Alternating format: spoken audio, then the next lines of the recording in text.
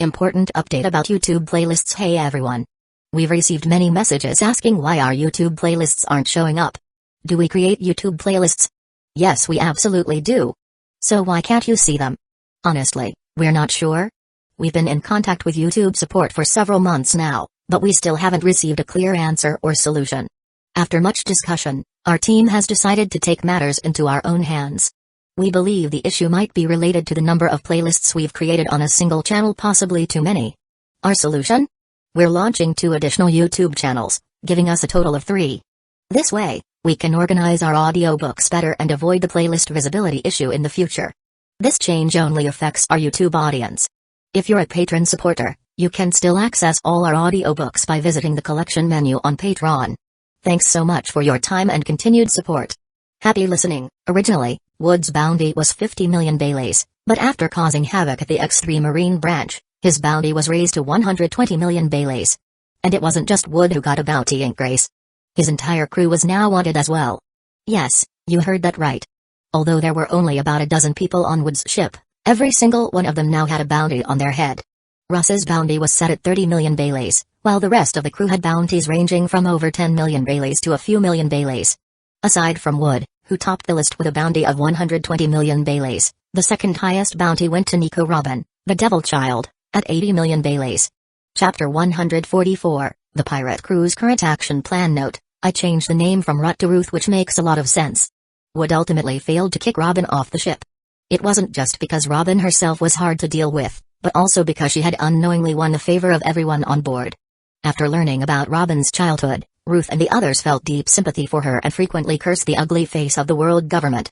In the past, as Marines, they wouldn't have dared to criticize the world government so openly, but now that they were pirates, they didn't hesitate to mock the Marines and the world government. Because of their sympathy for Robin's experiences, coupled with their guilt for previously attacking her, Robin had essentially become the princess of the ship. Ruth and the others even swore to make up for her tragic childhood. With a ship full of supporters, Wood's plan to kick Robin off naturally fell apart. Although Wood, as the captain, had the final say on the ship, whenever he suggested leaving Robin on some island, Ruth and the others would threaten to go on strike. Navigating, steering, observing the weather, and determining the course. Wood couldn't do all of these alone. So, unwillingly, Robin ended up becoming a full-fledged member of their pirate crew. What's more, Wood's captain's quarters, which he had meticulously decorated with a literary flair, had now become Robin's private room. Robin's reasoning was quite sound. There was only one captain's room and one large cabin on the ship. Normally, Ruth and the other men would sleep together in the large cabin. Surely, they couldn't make a young woman like her sleep with a bunch of burly men? Of course, as the captain, Wood had every right to sleep in the room. Robin even said she wouldn't mind. But on the first night, when he saw the young Robin casually changing into her nightgown right in front of him, Wood found himself unable to stay calm. After indulging in the sight, Wood eventually resisted his fluttering heart and went to squeeze into the large cabin with Ruth and the others. Wood felt fortunate that Robin was still young, her figure not yet fully developed. Moreover, she had deliberately darkened her skin to avoid drawing attention and was extremely thin due to long-term malnutrition, so she was only of average appearance. But it was precisely for these reasons that Wood, a man of principle, could pull back from the brink and not walk down the path of a pervert. When Wood left the room, clutching his nose in frustration, Robin, who had been facing away from him, couldn't help but chuckle. In the past, when she mingled with other pirate crews, she would typically sleep in the large cabin with a bunch of smelly pirates. As a parasite who could only survive by clinging to others, how could she possibly have her own room? But ever since she boarded this ship, Robin had felt different. The people on this ship, though labeled as pirates and even hunted by the Marines, didn't engage in typical pirate behavior. Wood, despite being a strong fighter, didn't carry himself with the airs of a captain. He frequently found himself at a disadvantage with Robin, and sometimes she even bullied him, which she found amusing. Of course, Robin knew that Wood was deliberately letting her win and would sometimes turn a blind eye to her little tricks. Though she didn't know why Wood was so kind to her, Robin found the feeling enjoyable, and life on the ship felt quite cozy. In just over 3 months, Robin found herself deeply attached to this new life. Her smile was becoming more frequent, and she even thought to herself that if she had to return to her old life, she probably wouldn't be able to bear it. Captain, we've entered the Grand Line. What are our plans or goals now? Ruth asked Wood after they returned to the Grand Line, as only the captain could decide the ship's destination and course. A rule as solid as iron on the seas. Most people became pirates either to seek the treasure left by the Pirate King or to find the legendary Raftbull. Some aimed for fame, while others sought to rule the seas. But for Wood and his crew, becoming pirates was entirely accidental, and they hadn't had a clear goal or dream before. After their treasure hunt across the 4 seas, Ruth and the others suddenly realized that they didn't even know what to do next. Sometimes, having a purpose is crucial. It defines what someone lives for. Whether it's to find the legendary One Piece or to establish dominance on the seas, a pirate crew needs a goal to grow stronger. As for the so-called One Piece, I'm quite curious myself. Wood said. But before that, I think we should head to Water 7. Water 7, also known as the City of Water, was where the ancient warship Pluton was built 800 years ago by the shipwrights on the island, making it famous and the foremost shipbuilding hub on the Grand Line. Even the Oro Jackson, the Pirate King Roger's ship, was built there over 20 years ago. The fishman Tom, who built the ship using the atom wood, gained fame as the world's best shipwright. However, after the Pirate King Roger was executed, Tom was taken to an ICE lobby for trial due to his role in building Roger's ship. But because Tom explained his concept and design for the sea train, the judge altered his sentence, giving him time to complete the project. This means that fishman Tom, the world's best shipwright, has not yet been executed. When Ruth heard that Wood had decided to head to Water 7, he looked puzzled. According to their original plan, after their treasure hunt, they intended to commission a new ship. But after the one-eyed pirates generously donated a ship, their ship needs had been temporarily resolved, so why go to Water 7? Was it for a vacation? Captain, with the size of our current pirate crew, there's no need for a new ship, and with the amount of money we have, I'm afraid we can't even afford one. Wood's pirate crew wasn't exactly poor, but they weren't rich either. After their treasure hunt, the crew had amassed 82 million Baileys, but this amount was far from enough to build a new ship. Water 7, being the most famous shipbuilding island on the Grand Line, had top-notch shipwrights, but their services were also quite expensive. The 82 million Baileys might be enough to build a decent ship elsewhere, but in Water 7, it might not even be enough. Moreover, they couldn't spend all their money on a ship, they still needed to cover their daily expenses. Chapter 145. Heading to Water 7. I didn't expect to build a new ship with that little money. I just planned to go to Water 7 and have the shipwrights there make some modifications to the Dark Maru. Forget about everything else for now, but at the very least, I need them to create another separate room. The snoring you guys do at night is way too loud. I've nearly developed a nervous disorder over these past few months. The days spent squeezed into the large cabin with Ruth and the others had been a torment for Wood. It wasn't just the stink of feet or the frequent bouts of drinking that left the cabin reeking. The collective snoring at night made it seem like even the deck was shaking. Moreover, due to the system, Wood sometimes needed to do things he preferred to keep private. Sharing a room with Ruth and the others always led to inconvenient situations. So, while modifying the ship's layout might seem trivial, to Wood, it was currently the most pressing issue.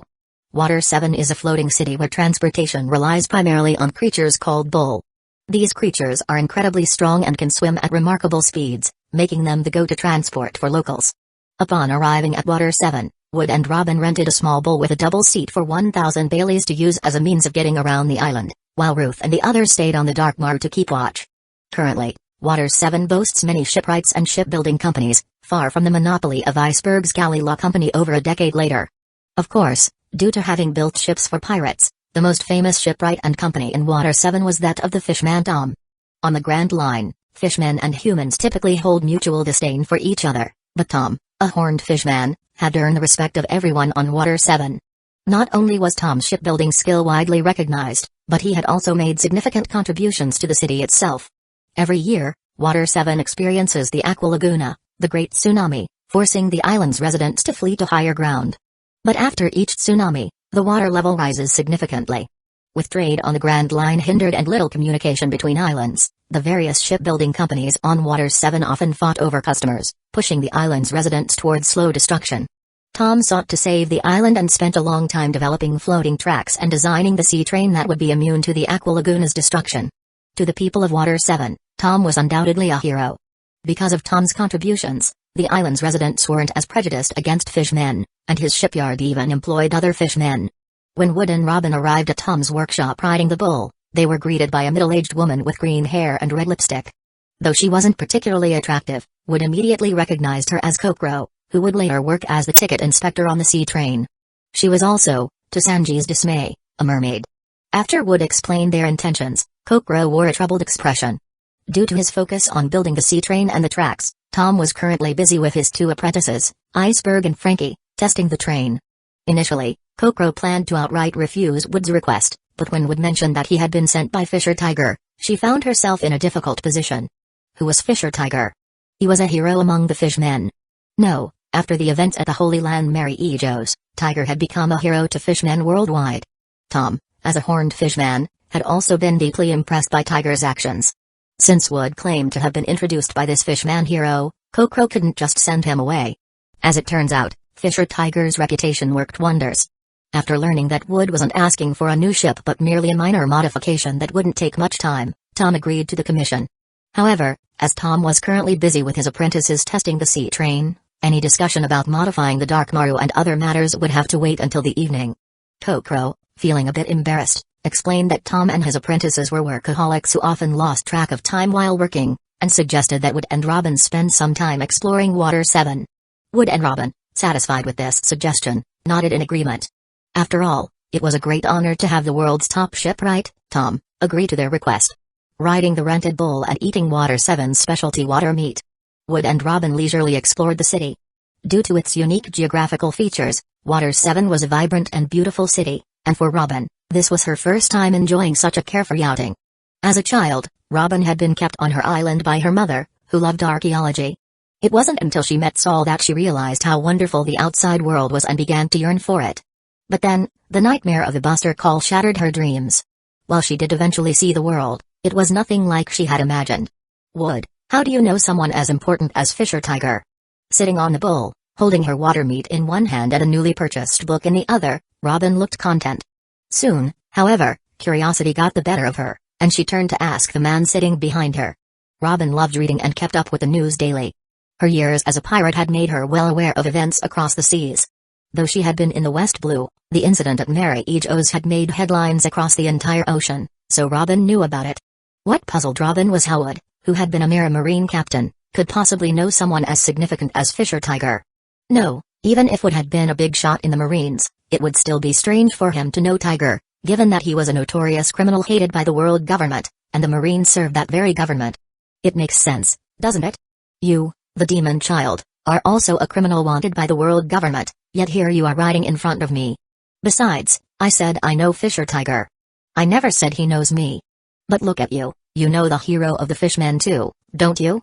Chapter 146, Wood's annoying habit. Upon hearing what Wood said, Robin's face instantly fell, filled with exasperation. She had thought that Wood genuinely knew the hero of the fishmen, someone who could earn them favor with Tom. But it turned out that everything Wood said was just a bunch of lies. Wood, could you maybe go to Tom's workshop by yourself later? I'd like to wander around on my own. Why? Didn't you say you had plenty of ideas for modifying the Dark Maru? And aren't you worried about wandering the streets as a pirate with an 80 million Bailey's bounty and no combat skills? Don't you think there might be bounty hunters on this island? Wood was puzzled. Earlier, he had planned to come alone, but Robin insisted on tagging along. Now, after having her fill and buying some books, she was ready to ditch him. I can't help it. If I stay with you, I might get beaten to death by the island's shipwrights. There are a lot of fishmen here, and you're using their hero's name to deceive people. That's definitely going to make us some enemies. Wood, let's escape now before they find out we're lying. Tom probably won't hold it against us. Robin had thought that Wood was well connected, and if he really knew Fisher Tiger, they might get a discount. That was the confidence she had when they, despite being short on money, dared to seek out the best shipwright for modifications. But now, Robin realized Wood was just all talk. What are you worried about? Tom is the world's best shipwright, surely, he has enough class to handle this. Besides, it's not like we can't pay. If necessary, we can just offer double the fee. Seeing the carefree attitude from Wood, who seemed to be brushing off her concerns, Robin covered her face with her hand and listed out the cold, hard facts to make him realize just how poor their pirate crew was. Double the fee? Are you planning to fly up and touch the sun?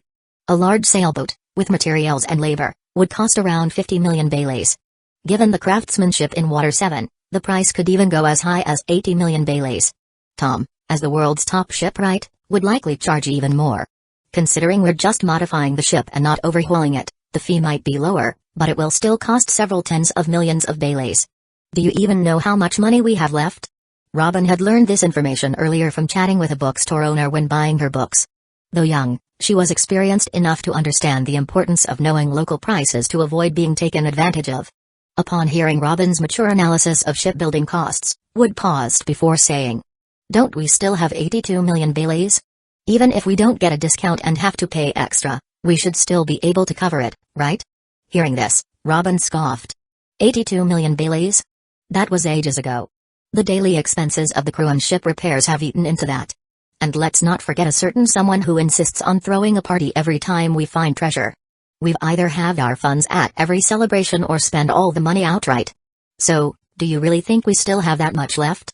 Robin, acting like a little adult, scolded the oblivious Wood, pointing out that he was the reason their funds were always so low.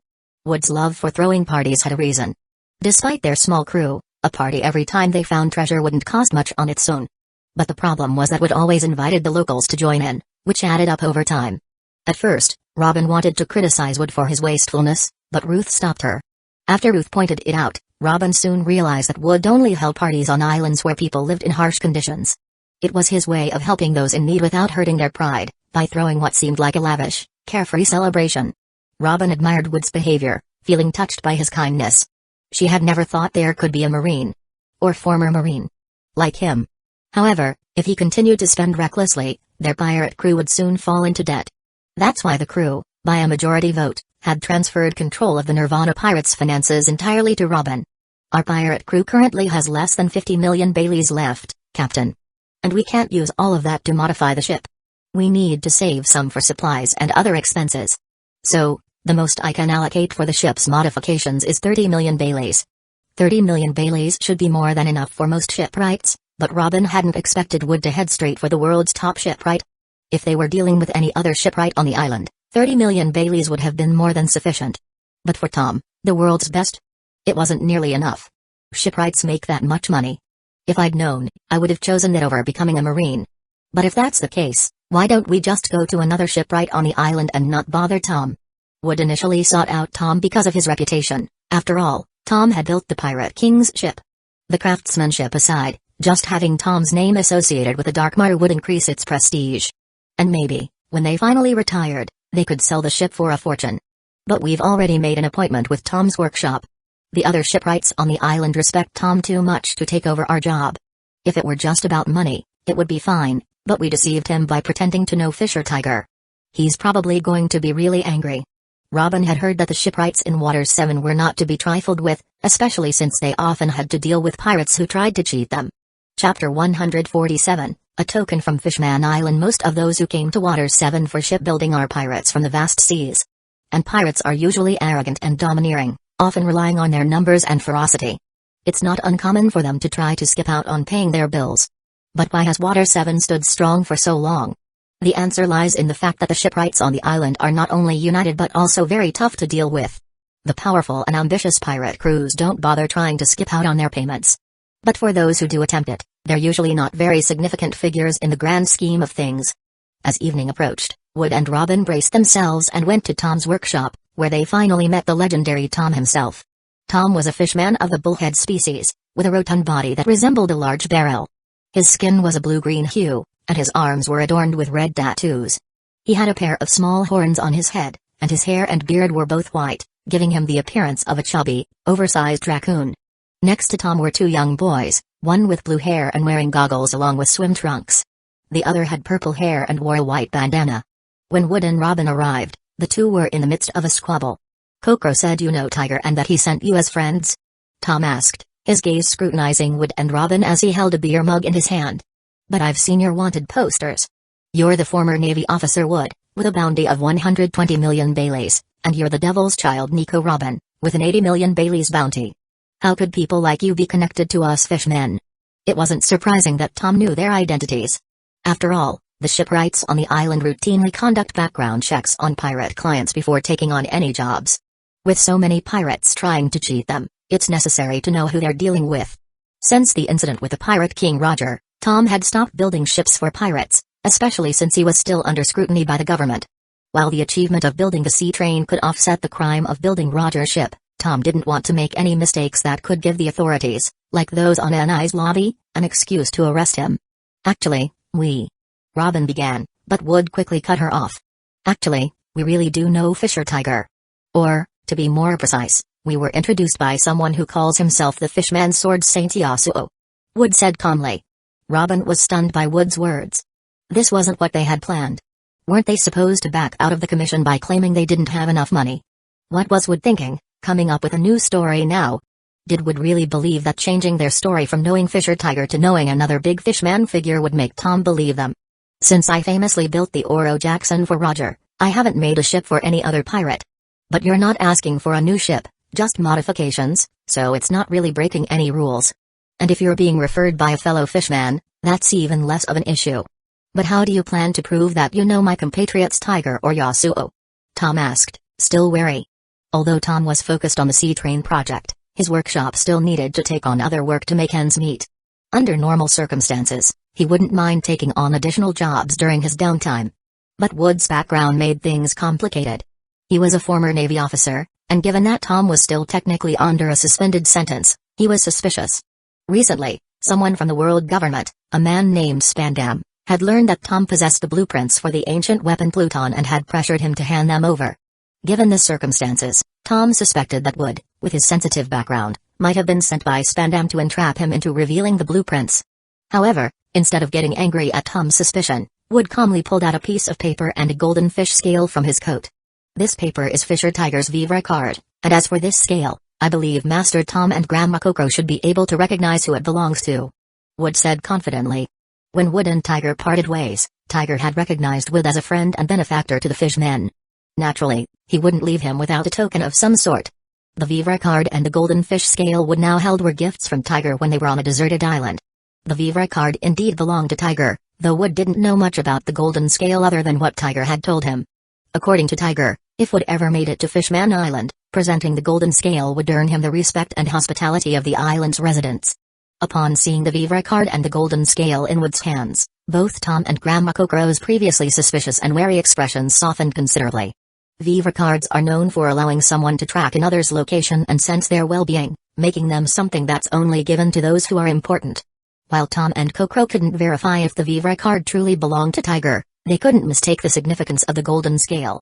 Different species have their own ways of identifying others. Humans might recognize faces, but fishmen and merfolk use skin, scent, or even scales to identify one another. The golden scale Wood held was unmistakably from the royal mermaid princess Atoheim of Fishman Island. Atoheim was a goldfish mermaid, and her tail scales were a brilliant gold. Tom and Coco were aware that Atoheim would sometimes gift these scales as lucky charms to outstanding fishman warriors heading out on dangerous missions. Atoheim was the wife of Neptune, the king of the Ryugu kingdom, but her popularity among the people of Fishman Island was even higher than Neptune's. Her warm-hearted, empathetic nature and ability to hear the voices of others made her beloved by all, earning her the affectionate title Lady Atoheim. Given such a token, it was clear that Wood was indeed a friend of Fishman Island. With their doubts dispelled, Tom warmly invited Wood to share a drink and discuss the modifications to the pirate ship.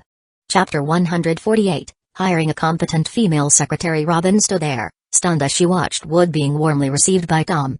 She felt as though she had been tricked by that wretched man once again. However, her curiosity was piqued. How exactly did Wood know the fishman hero, Fisher Tiger? And what was that golden fish scale? Brother Wood, what are your requirements for modifying the pirate ship? Do you want to reinforce the hull, or perhaps add some combat-enhancing features? Whatever you need, as long as it's feasible, I'll make sure it gets done. Tom said with enthusiasm. Most fishmen were straightforward and bold in nature, and Tom had no particular prejudice against humans.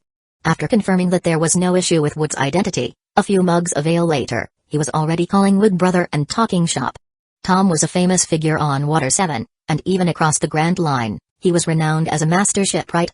However, on Fishman Island, Tom wasn't particularly well known. After all, fishmen and merfolk didn't need ships to traverse the seas, they could swim freely through the ocean. In fact, many of Tom's fellow fishmen harbored a certain bias against him because most of the ships he built were for the humans they disliked. As for the modifications to the pirate ship, I don't have any special requirements. Wood replied, adopting a serious expression. But there's one thing you mustn't forget, the newly modified Dark Maru must have at least 2 separate rooms. Tom nodded, not fully understanding the importance of this, and waited for Wood to continue. But when Wood just stared back at him without saying anything else, Tom was left puzzled. Brother Wood, I'm asking if you need any additional features. Like entertainment facilities or a cold storage system for food? Tom clarified. My only requirement is that there be more than 2 separate rooms.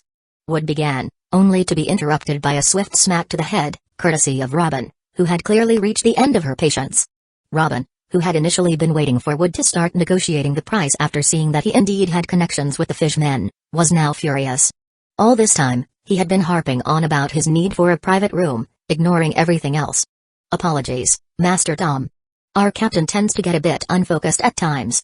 I'll be the one to discuss the specifics of the Dark Maru's modifications with you, Robin said, stepping in to take control of the situation. First, we need cold storage facilities for food, a space for growing plants, and adjustments to the deck space. We also need to upgrade the materials used in the ship's construction. The weather on the Grand Line is much harsher than in the West Blue, and the current ship can't withstand the rough seas. And about the costs, Master Tom, considering our captain's connections with the Fishman hero, could you perhaps offer us a discount? Robin smoothly took over the conversation, laying out the requirements and negotiating on behalf of the crew. With Robin now handling the negotiations, Wood was quickly sidelined. Tom listened attentively as Robin laid out a series of requests, occasionally adding his own suggestions. To be honest, while Robin's demands were numerous, they were all well within Tom's capabilities. In fact, he found it more challenging to work with clients like Wood, who had no clear requirements. Such customers were often the hardest to satisfy because it was difficult to gauge their expectations. Meanwhile, Iceberg, wearing his white bandana, couldn't help but admire Robin's ability to manage everything so efficiently, despite being around his own age. If their Tom's workers had such an excellent secretary, perhaps the 3 of them wouldn't be struggling so much. Kokoro's looks weren't the issue, but her habit of spending half the day drinking was definitely detrimental to the image of Tom's workers. As Iceberg observed the incompetent Wood and the capable Robin, he silently resolved that if he ever had the opportunity to start his own shipyard, he would make sure to hire a competent and attractive female secretary. Unlike the already ambition-driven Iceberg, who was planning to hire capable female secretaries in the future, the swim trunk-wearing Frankie had simpler thoughts. When he learned that Wood's pirate ship was being modified at their workshop, Frankie eagerly squeezed over to Wood and sneakily handed him a thick stack of papers. Don't get the wrong idea. Frankie was a gentleman. The perverted behavior was just a facade. He was nothing like Iceberg, who secretly harbored fantasies about competent female secretaries. Women were of little importance to Frankie. His true passions were steel and cola, so the papers he handed Wood were actually his weapon designs. Frankie's dream was to build the most powerful ship and take it to the ends of the world. And to him, powerful meant equipping the ship with all sorts of weapons. Frankie was undeniably talented in weapon design. However, his obsession with destructive power often clashed with Iceberg's more practical approach, leading to frequent arguments. In the past, Frankie's creations, like the Frankie Battle Frankies, were left to gather dust in the workshop since Tom's workers had long ceased taking on projects. Frankie was left with little choice but to entertain himself. Now that Tom's workers had finally accepted a commission, and it was to modify a pirate ship, Frankie naturally jumped at the chance to pitch his powerful weapons to Wood. Frankie had initially wanted to discuss this with Robin, as it was clear that the black-haired girl was the one truly calling the shots. However, Frankie wasn't great with women, and for some reason, whenever he looked at Robin, he felt an inexplicable chill in his nether regions. You're the captain, right? So you should be able to make decisions about how the ship should be modified. Why not try installing these weapons? In battle, a pirate ship's firepower is crucial. Frankie urged Wood, trying to sell him on his vision. At this point, Frankie hadn't yet been gravely injured and turned into a cyborg. The young man before Wood was still just a dreamer with a vision. While I agree with your idea, adding too many weapons will burden the ship, reducing its maneuverability, right? And these things don't look cheap. Our budget. Wood began to say, but Frankie, already excited by the prospect of someone agreeing with his ideas, cut him off eagerly. Since you're the first customer of the future most famous shipwright Frankie, the weapon modifications will be completely free this time. And you don't need to worry about maneuverability. If the weapons are powerful enough, there'll be no need to run. With strong enough firepower, you can just blast your enemies to pieces. Frankie declared with a proud stance, trying to instill his philosophy in Wood, his first customer. Chapter 149, the first trial run of the sea train. However, it wasn't long before Frankie's actions caught Iceberg's attention. Iceberg believed that Frankie was completely ruining Tom's workshop's reputation, and soon enough, the two of them were at each other's throats again. Meanwhile, Robin had finalized the basic modification plan for the Dark Maru with Tom, and they had also agreed on the price. Since Wood was the captain, Robin naturally needed to confirm his approval of the plan. Upon seeing that the plan included 2 private rooms, Wood, who no longer had to share space with the rough crewmen like Russ, was immediately satisfied. If everything goes smoothly, we should be able to start modifying your pirate ship the day after tomorrow. Tomorrow, however, we will be conducting the final adjustments and tests on the Puffing Tom. After that, we'll check out your pirate ship as well. If you're interested, would you like to witness the birth of the first ever sea train? This is the proudest achievement of my life," Tom said, with his usual habit of inserting proud achievement into his sentences. It was clear from his expression that Tom was genuinely proud and excited when he mentioned the sea train. For Tom, building a ship for the Pirate King, Roger, was indeed an honor, but he didn't consider the Oro Jackson his greatest masterpiece. The Puffing Tom and its predecessor, the Rocketman, were Tom's and his disciples' highest achievements. Although the Oro Jackson was built by his hands, it embodied the dreams of the Pirate King, Roger, and his crew. The sea train, however, represented Tom's 14 years of dedication and his lifelong dream. The next morning, Water 7 saw its liveliest day in centuries, as the entire city plunged into a festive atmosphere. Ordinary citizens, merchants, and shipwrights alike all took the day off and flocked to the port of Water 7. Tom had kept the progress of the sea train project under wraps, but the people of the island had always been keenly interested in this unprecedented mode of transportation. Adding fuel to the fire was Frankie, who had gone to a tavern the previous night to buy drinks for Tom and had ended up bragging about the project. The news spread like wildfire, and by today, the entire city knew that the final adjustments and testing of the sea train would take place. The residents of Water 7 were highly confident in the success of this trial run, especially since the Rocketman had already been a technical success a few years earlier. However, its excessive speed had caused it to derail easily, leading to the development of the second-generation Puffing Tom. Once operational, the sea train would easily travel between the surrounding islands, alleviating trade difficulties and addressing issues like the dangers posed by the Aqua Laguna, the water gods. Tom would then be celebrated as the greatest hero of Water 7, bringing prosperity to the city and its neighboring islands. Early that morning, when Tom and his crew arrived at the sea tracks carrying the engine of the Puffing Tom, the port was already packed with onlookers. Seeing this, Tom immediately shot a disgruntled glare at Frankie. It was obvious that iceberg's calm and collected nature wouldn't have let this information slip. It was most likely Frankie's fault for boasting.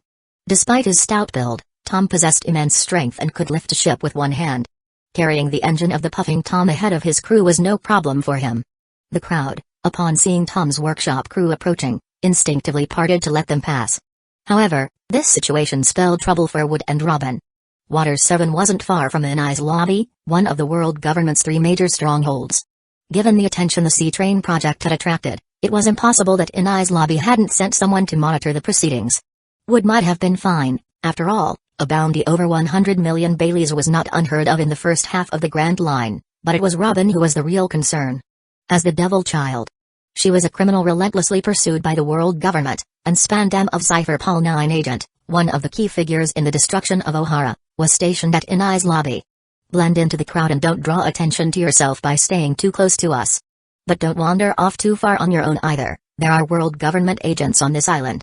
Wood warned Robin. Hearing that there were world government agents on the island, Robin instinctively trembled, but upon seeing Wood's reassuring figure, she felt assertive calm and nodded obediently, slipping into the crowd.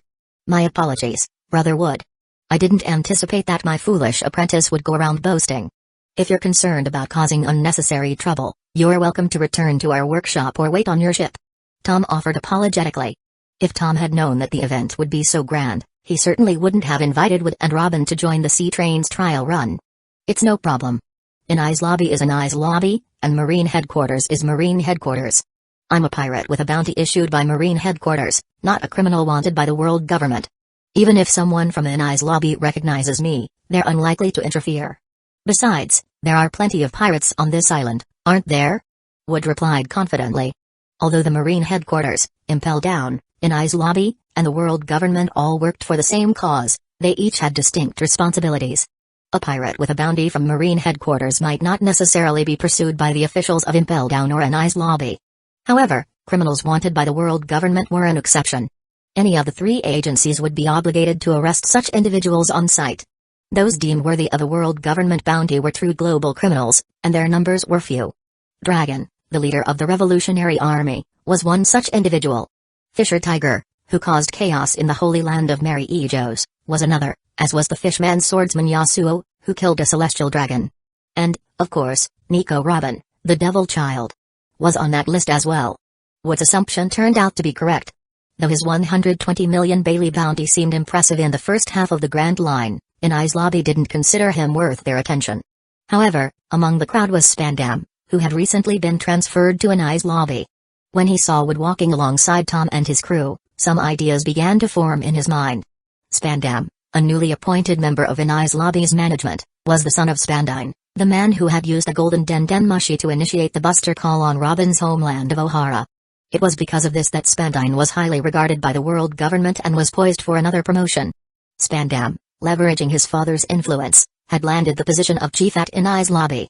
Chapter 150, Frankie's innovative ideas. Spandam, much like his father Spandine, was cowardly and weak, even incapable of defeating the most ordinary marine soldier.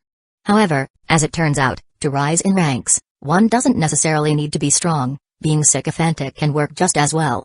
His father, Spandine, was the perfect example of this. After being appointed as the commander of Inai's lobby, Spandam quickly received classified orders from above. There were rumors that the ancient weapon Pluton, crafted on water 7 centuries ago, had its blueprints hidden somewhere on the island. According to Spandam's intelligence, the most likely person to possess these blueprints was Tom, the world-renowned shipwright. The concept and design of the sea train were far beyond the current technological capabilities. Even the most talented shipwright wouldn't have been able to come up with such a design on their own. Spandam believed that Tom must have used elements of the Pluton blueprints to create the sea train. Unfortunately, despite knowing that Tom likely had the blueprints, Spandam couldn't get him to admit it. And without a confession, there wasn't much he could do. Tom's reputation on Water 7 and the surrounding islands was immense thanks to the sea train project. Arresting him without just cause could spark a revolt. Moreover, Spandam, who had only recently arrived at Inai's lobby, didn't yet have full control over the island. Once the sea train was completed, Tom would be absolved of the crime of building a ship for the Pirate King, Roger. A scenario Spandam was determined to prevent. While the sea train would undoubtedly bring prosperity to the surrounding islands, Spandam couldn't care less about that. His only goal was to please the higher-ups in the world government, complete his mission, and ascend the ranks like his father. Because the sea train technology was already highly advanced and the island's residents had full confidence in Tom's abilities, a large number of Water 7 citizens opted to be on the trial run. The test train quickly filled up, with all seats taken. Standing on the shore, Spandam watched with a satisfied grin as the puffing Tom departed amidst the cheers of Water 7's residents. Commander Spandam, isn't this a bit too much? There are so many innocent people on that train. If anything happens to them. One of the Cypher Pol 9 agents accompanying Spandam began to express concern, but was quickly cut off. They'll just have to blame their bad luck. The lives of lowly civilians mean nothing. If they can die for the world government, it's an honor for them. As a world government intelligence agent, do I really need to explain this to you? Spandam retorted, completely dismissive of the concerns raised. In fact, the more deaths, the better. Fewer casualties would make it harder to justify bringing Tom to Inai's lobby and forcing him to reveal the Pluton blueprints. With a rumbling sound, the puffing Tom began its first long-distance passenger test. As the train picked up speed and the scenery whizzed by, the residents of Water 7 on board reacted with awe, shouting in surprise at the unprecedented experience. Wood, however, remained calm and composed. To him, a train running on water was certainly novel, but after getting used to it, he found it wasn't much different from a regular train. Still, in the medieval setting of the One Piece world, such an invention was truly remarkable. Is this not your first time on a sea train? You don't seem to find it all that surprising or exciting. Came a voice. Wood had climbed onto the roof of the train to avoid the cramped interior, and it was here that Frankie, who had sneaked away from his duties, approached him. Frankie hadn't given up on the idea of convincing Wood to install his new weapons on the ship. Of course, part of the reason Frankie was up here was because he found shoveling coal in the furnace room incredibly boring. He figured Iceberg could handle the task just fine on his own. It's somewhat novel, I suppose, but not too shocking. I'm guessing the train's power source is steam generated by burning coal? Tom is truly remarkable. I wonder if we could install a similar energy system on our ship. Actually, never mind. We probably can't afford it. Wood mused. Frankie, who had been about to boast about the sea train's impressive capabilities, was taken aback by Wood's casual understanding of the technology. He hadn't expected Wood, whom he had pegged as a complete novice, to be so knowledgeable, especially about the steam power that drove the train.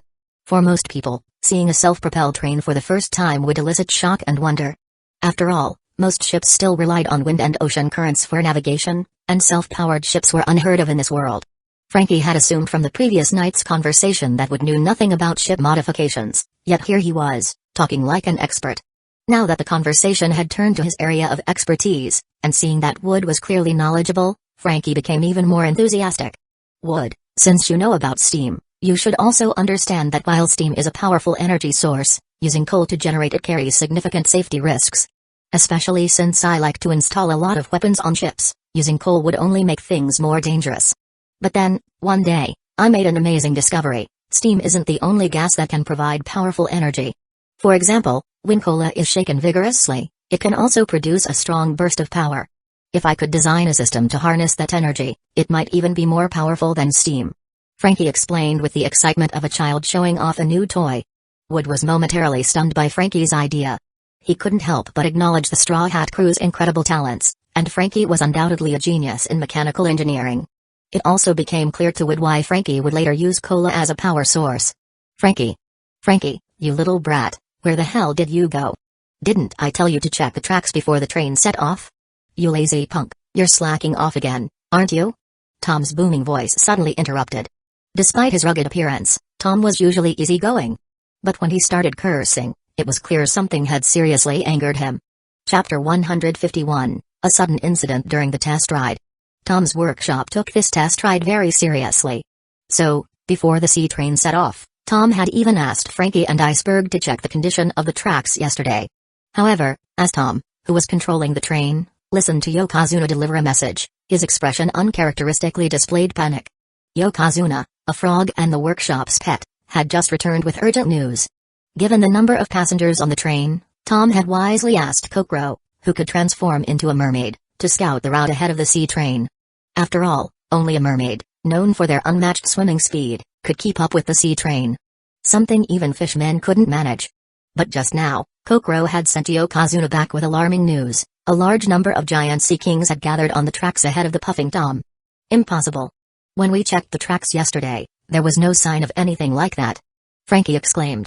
While Frankie might have a tendency to be careless about other things, he knew better than to be sloppy when it came to Tom's workshop or the sea train. That's right. I was worried Frankie might overlook something, so I double-checked the tracks last night. Everything was fine. And, Tom-sensei, you chose the track locations carefully, avoiding areas where sea kings are known to be active. Iceberg added, backing up Frankie's statement. The tracks for the sea train were not laid down haphazardly. Tom had meticulously chosen the safest route after extensive research. The route not only avoided the areas with the strongest waves but also cleverly steered clear of regions frequented by sea kings. It would be understandable if a stray sea king occasionally ended up on the tracks. That was a risk one could hardly avoid. However, according to Kokoro, several giant sea kings were now gathered on the tracks ahead, and they were all large-sized ones. While the puffing Tom's power and design could handle smaller sea kings by knocking them aside, encountering large sea kings could flip the entire sea train. Even if the train wasn't flipped, the powerful impact could cause it to derail, and if it fell into the water, they would all become easy prey for the sea kings. Since we already know about the situation ahead, why not just use the brakes to stop the sea train? Frankie asked, confusion written all over his face. Iceberg looked at Frankie as if he were an idiot. Idiot. If large sea kings are gathering on the tracks, it's obvious someone is trying to sabotage us. Do you really think we could stop the puffing Tom if it were possible? Tom-sensei wouldn't have called us here in such a panic if he could. Tom sighed and picked up a handbrake, which was the train's braking device. But as Iceberg had pointed out, it was clear that someone had already sabotaged it. If this were just a simple test ride failure, Tom wouldn't be so worried and upset. The real problem was that many of the passengers on the train were residents of Water 7 who were completely unaware of the danger. They had trusted Tom's workshop enough to participate in this test ride, and if anything happened to them, Tom would be ridden with guilt for the rest of his life. No, it was even worse than that. If such a major accident occurred during the test ride, the entire sea train project could be rejected by NI's lobby, and Tom could go from being a hero of Water 7 to a despised criminal. The only way to stop this was by one of two methods, either prevent the puffing Tom from continuing or eliminate the giant sea kings blocking the tracks. But the problem was that even if they had the strength to kill the sea kings, they couldn't reach them before the sea train did, much less deal with them in time. Tom, despite being a fishman, couldn't swim as fast as a mermaid, nor could he outpace the sea train. With the first option ruled out, the only choice left was to stop the sea train somehow. If the brakes were destroyed, then the only option was to stop it with sheer physical force. No matter the cost. Seeing Tom take off his shirt and prepare to jump off the train, Frankie and Iceberg each grabbed one of his arms. Over the years, they had spent plenty of time assisting Tom and knew all too well just how powerful the fully operational sea train was. Although Tom was incredibly strong, attempting to stop the sea train with his body would be nothing short of suicide. If anyone should go, it's me. If I hadn't been bragging about the sea train's completion last night, this might not have happened today. Frankie said, his voice filled with guilt. He believed the entire situation was his fault and was ready to take responsibility. However, even if Frankie hadn't made such a public announcement, today's test ride was destined to face sabotage. Every move Tom's workshop made was under the watchful eye of Spandam. Frankie's actions the night before merely saved Spandam some effort. As for how the Sea Kings had gathered on the tracks, it was a simple trick, placing large amounts of fresh meat on the sea train's path. The scent of blood naturally attracted these massive creatures. Are you sure the Sea Kings on the tracks are large but not the colossal type? And there are only 4 or 5 of them? Wood asked suddenly, though no one understood why he was asking. Nevertheless, Tom nodded to confirm it. Colossal Sea Kings usually only thrived in the calm belt, and even in the vast ocean, they were absolute rulers. Many large pirate ships and warships were little more than snacks to them, with rumors suggesting that such Sea Kings could devour entire islands. If they're just large Sea Kings, it's not that big of a problem. If you're willing to trust me, let the sea train continue at full speed. Once we reach the Sea Kings, I'll take care of them. Wood said confidently. The puffing Tom, now with broken brakes, thundered across the sea at incredible speed. Not far from the Sea Kings, Kokoro, who had been keeping an eye on them, turned pale at the sound of the approaching train's whistle. She had sent Yokozuna back to warn Tom and the others, so why hadn't they stopped the sea train? What are you planning to do? Frankie asked, watching as Wood leaped to the front of the train. What else? I'll slice them all to pieces. Wood declared. Chapter 152, the swordsmanship style created by Wood. Even though they weren't the colossal Sea Kings that could devour islands, the large Sea Kings blocking their path were still massive. From the sea train, they looked like towering walls of flesh blocking their way forward. In front of these giant Sea Kings, the sea train appeared no more than a toy train in an adult's hand. Your solution is to just cut down these giant Sea Kings? Frankie asked, his expression briefly stunned before he looked at Wood as if he were a fool. There were rumors of famous sword masters in the world who could slice a massive pirate ship in two with a single slash. Wood, being a pirate with a bounty over 100 million, was certainly strong. Something Frankie and the others had already believed. That's why they had trusted him earlier. However, hearing Wood's so-called solution now, not only Frankie, but even Tom had a dejected look on his face. Compared to large pirate ships, the giant Sea Kings were much bigger, and there were several of them blocking their way. The idea of slicing such enormous creatures in half as the train sped by was nothing short of a pipe dream.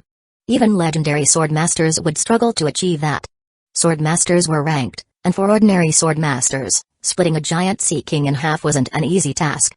However, for legendary figures like Golden Lion or a Mihawk, such feats were almost effortless. Wood was a swordsman, but there was still a gap between him and a true swordmaster. If this had been before, he would have been at a loss in this situation. But now, he had a way to use external power to elevate his slashes to the level of a swordmaster. Perhaps even stronger than an ordinary one. Frankie, the world is vast. I rejected the idea of installing the cannons you developed on the pirate ship, not just because I didn't have the money at the time. Wood explained. The other reason is that on my ship, there's no need for such things. I am the most powerful weapon. The puffing Tom drew closer to the Sea Kings. Now, even the passengers who had been casually looking around noticed the abnormality ahead and began to panic.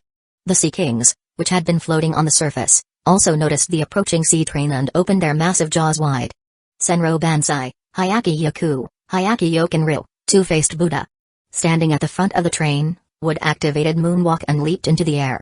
He paid no attention to the Sea King's gaping maws and instead gripped the handles of the two long swords at his waist.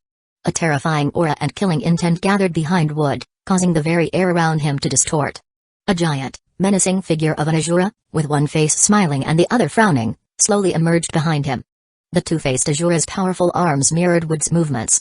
As Wood swung his blades, time itself seemed to freeze for a moment. Two slashes, one black and one white, erupted from the blades Tenku and Asahi simultaneously, forming an X shape as they shot towards the Sea Kings. Almost instantly, the runes on Wood's chest shone through his clothes, emitting a silver-white light. The double-faced Azura behind him grew more solid under this radiant light, and with a thunderous roar, the size and speed of the slashes increased several times over. Every swordmaster had their own style. Wood, though self-taught, had honed his skills through his time at the Navy School and his personal understanding of swordsmanship, resulting in what he called Hyakuyoken-ryu. Wood's previous techniques, such as Kama-Achi, Kuchai's Ik-Anna, and Ashiana, all stemmed from the concept of 100 spirits and demons, including his current move, Two-Faced Buddha. Two-Faced Buddha was a technique he had recently mastered, and it was currently Wood's strongest sword technique. The Two-Faced Buddha symbolizes life and death, representing both salvation and destruction. In the world of familiar of Zero, Wood had faced death and slain thousands of enemies, his hands stained with blood, which allowed him to master this technique upon returning to his world. Although the life simulation was just that, a simulation. It felt like Wood had genuinely lived another life. He realized that after each simulation, his insights and state of mind would evolve alongside the rewards from the system. Experiencing the myriad aspects of life and tasting its various flavors. That was probably what it meant. The X-shaped slash, composed of black and white, tore through the wind and surged toward the roaring Sea Kings with increasing momentum. PSHH. The sound of blade slicing through flesh echoed clearly through the air. The Sea King that had opened its maw wide to attack them froze mid-action, then was cleanly sliced into 4 pieces. The slash didn't dissipate after cutting through the first Sea King but continued its trajectory, slashing through the second, then the third. The puffing Tom roared past the falling chunks of flesh on either side, leaving Frankie, Iceberg, and even Tom in a state of stunned silence. As for the other passengers on the sea train, their eyes nearly bulged out of their sockets at the sight. What they had just witnessed completely shattered their understanding of what a swordsman could do. The massive Sea King corpses still floated on the sea, their eyes alone larger than the sea train's carriages. No one doubted that what they had just experienced was real. But if this wasn't a dream, then what Wood had just done was beyond belief. He had actually sliced through several large Sea Kings with a single slash. As Wood used moonwalk to return to the top of the train, his body suddenly went limp, and he collapsed to the ground. In the world of One Piece, this was the first time Wood had used the power of the Divine Heart Lifthracer. Just as he had suspected, the heart's power amplified his strength by a percentage of his own abilities. Compared to his experience in the world of familiar of Zero, the increase in his slash's power in the One Piece world was downright absurd. Though Wood's own level was still a step away from that of a true sword master, with the Divine Heart Lifthracer amplifying his strength, his slashes had rivaled the power of the legendary Golden Lion Shiki. However, despite the immense strength provided by the Divine Heart, its side effects were equally severe. The power surge had consumed a significant portion of Wood's life force, leaving him momentarily weak and drained. Chapter 153, Not an Ordinary Marine Major Using Life to Exchange for Power. In simpler terms, burning life to fight. Wood even felt that his Divine Heart's power was somewhat similar to the new ability Oda gave Luffy, the human fruit model, Sun God Nika Devil Fruit form. Of course, while both involved sacrificing life for power, Wood didn't have any other abilities to go with it. However, there was an advantage. Wood's power didn't come from a devil fruit, so he wasn't a landlubber. Are you really human? Or are you some beast wearing human skin? The sea train had completely passed through the area where the Sea Kings had gathered. After a brief moment of shock, Frankie and the others finally snapped out of it. The way they looked at Wood had changed, there was no longer the casualness or ease from before. A pirate with a bounty of over 100 million Baileys, while outstanding in the first half of the Grand Line, wasn't exactly rare. Frankie had even met several in Water 7. But Frankie had to admit that the pirate supernova in front of him, with a bounty of over 100 million, was clearly on a different level than the others. Last night, when he saw Wood acting like a goofball in their workshop, and even being easily subdued by the young Robin, Frankie thought Wood was just a lucky rookie pirate. But after witnessing what had just happened, Frankie's perception of Wood was completely overturned. This wasn't some rookie pirate. This was clearly a big shot in the pirate world. What criteria did the Marines use to determine bounty amounts? The guy who could slice through 4 giant Sea Kings with a single slash was only worth 120 million Baileys? This was clearly a trap for bounty hunters. No, on second thought, before betraying the Marines, Wood was just a Marine major. So, does this mean that all pirates with a bounty over 100 million are this strong? And what about that demon child Nico Robin from last night? Could she also be some terrifyingly strong hidden figure? Thinking about how Robin had effortlessly subdued Wood the night before, Frankie suddenly felt a bit uneasy. Last night, he had recommended his weapons to Robin, but she had refused. He even mocked her for not recognizing quality when she saw it. Now that he thought about it, did she hold a grudge? Idiot Frankie, we've seen other pirates with bounties over 100 million. Clearly, Wood's strength just far surpasses those other small-time pirates. Unlike Frankie, who was still confused about the situation, Iceberg had already figured things out. Seeing Wood's astonishing strength, he immediately changed how he addressed him, going from just Wood to Brother Wood. No wonder he would become the future mayor of Water 7, with a capable and beautiful secretary, while Frankie would end up as a low-level thug in a junkyard. This time, we really owe you, Brother Wood. If you hadn't stepped in, the passengers on the Puffing Tom would have been in grave danger.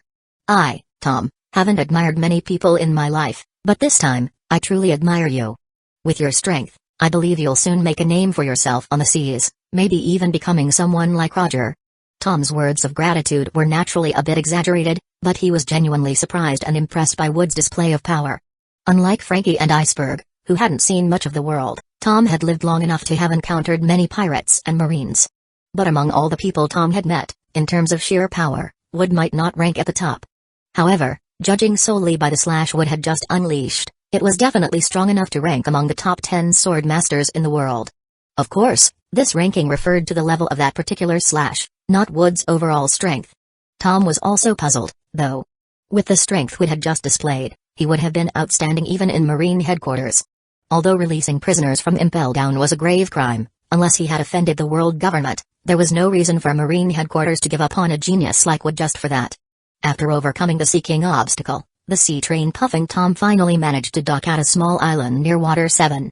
Even though the brakes were damaged, as long as there was enough distance, they could successfully bring the sea train to a stop by reducing the amount of coal used.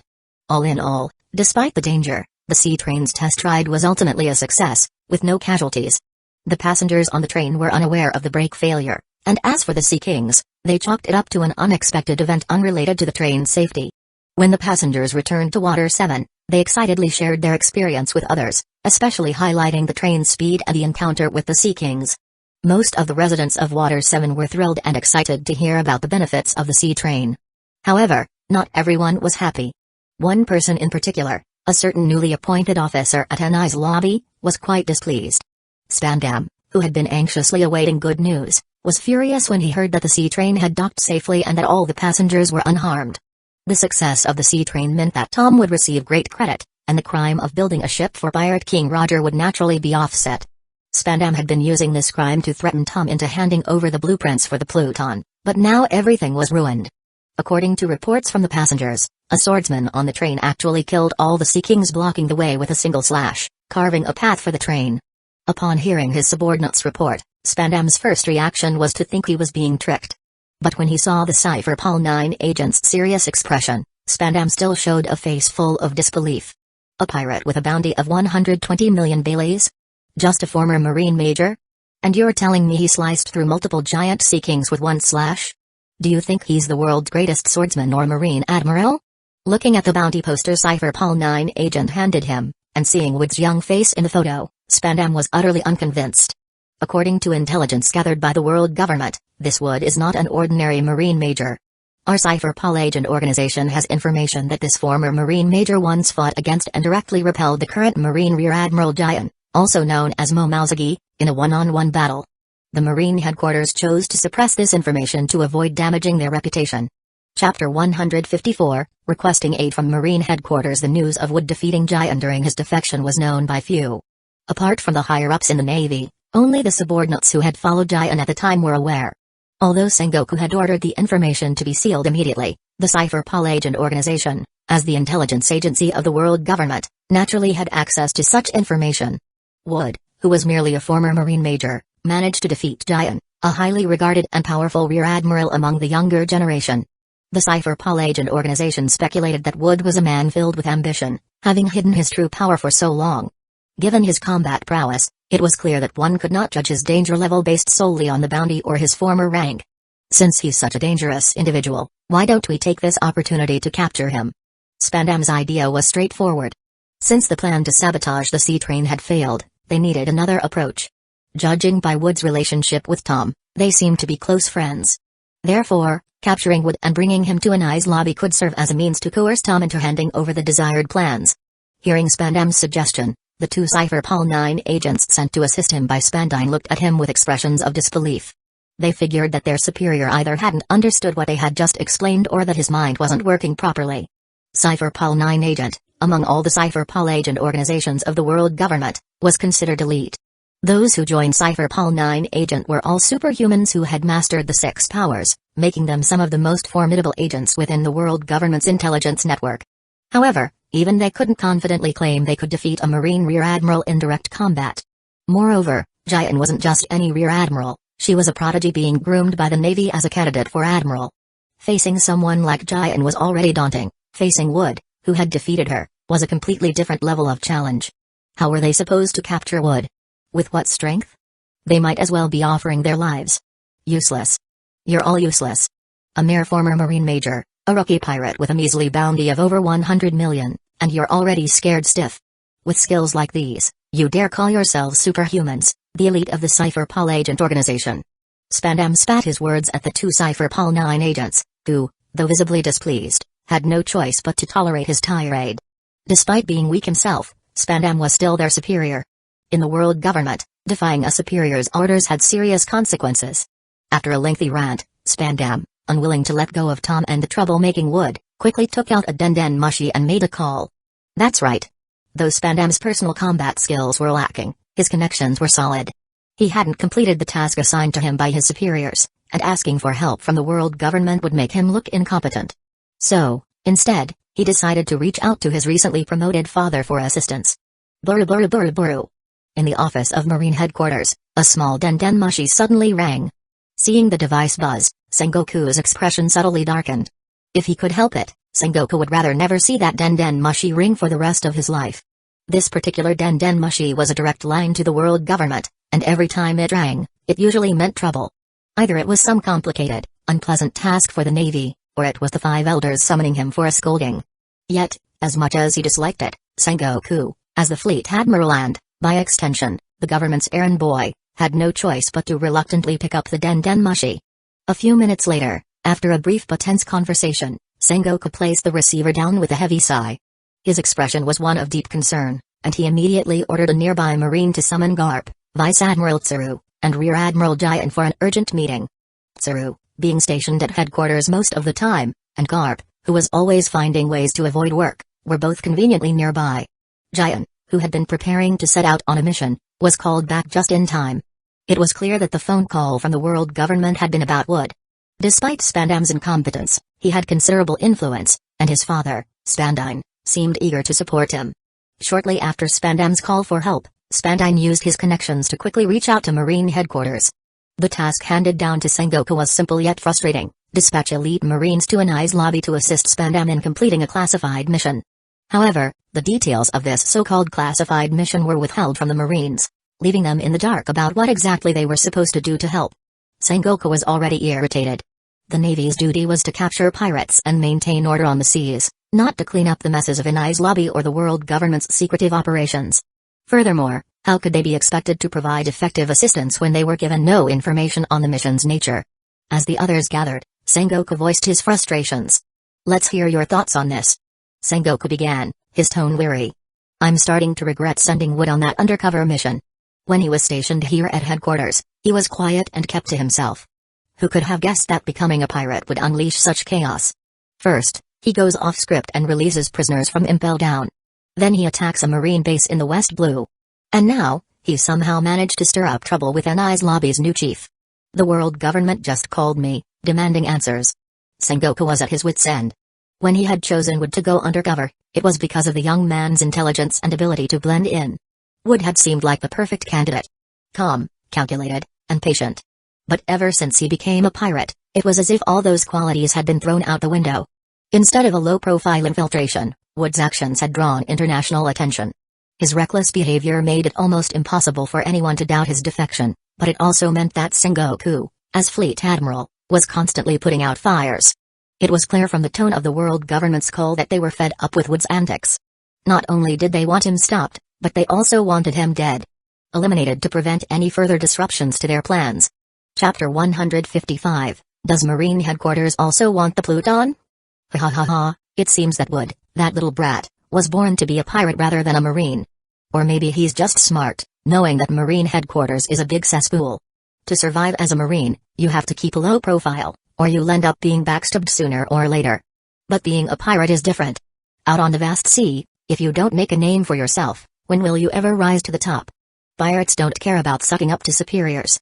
Garp, as usual, showed a complete lack of concern for what Sengoku was saying, even admiring Wood's approach.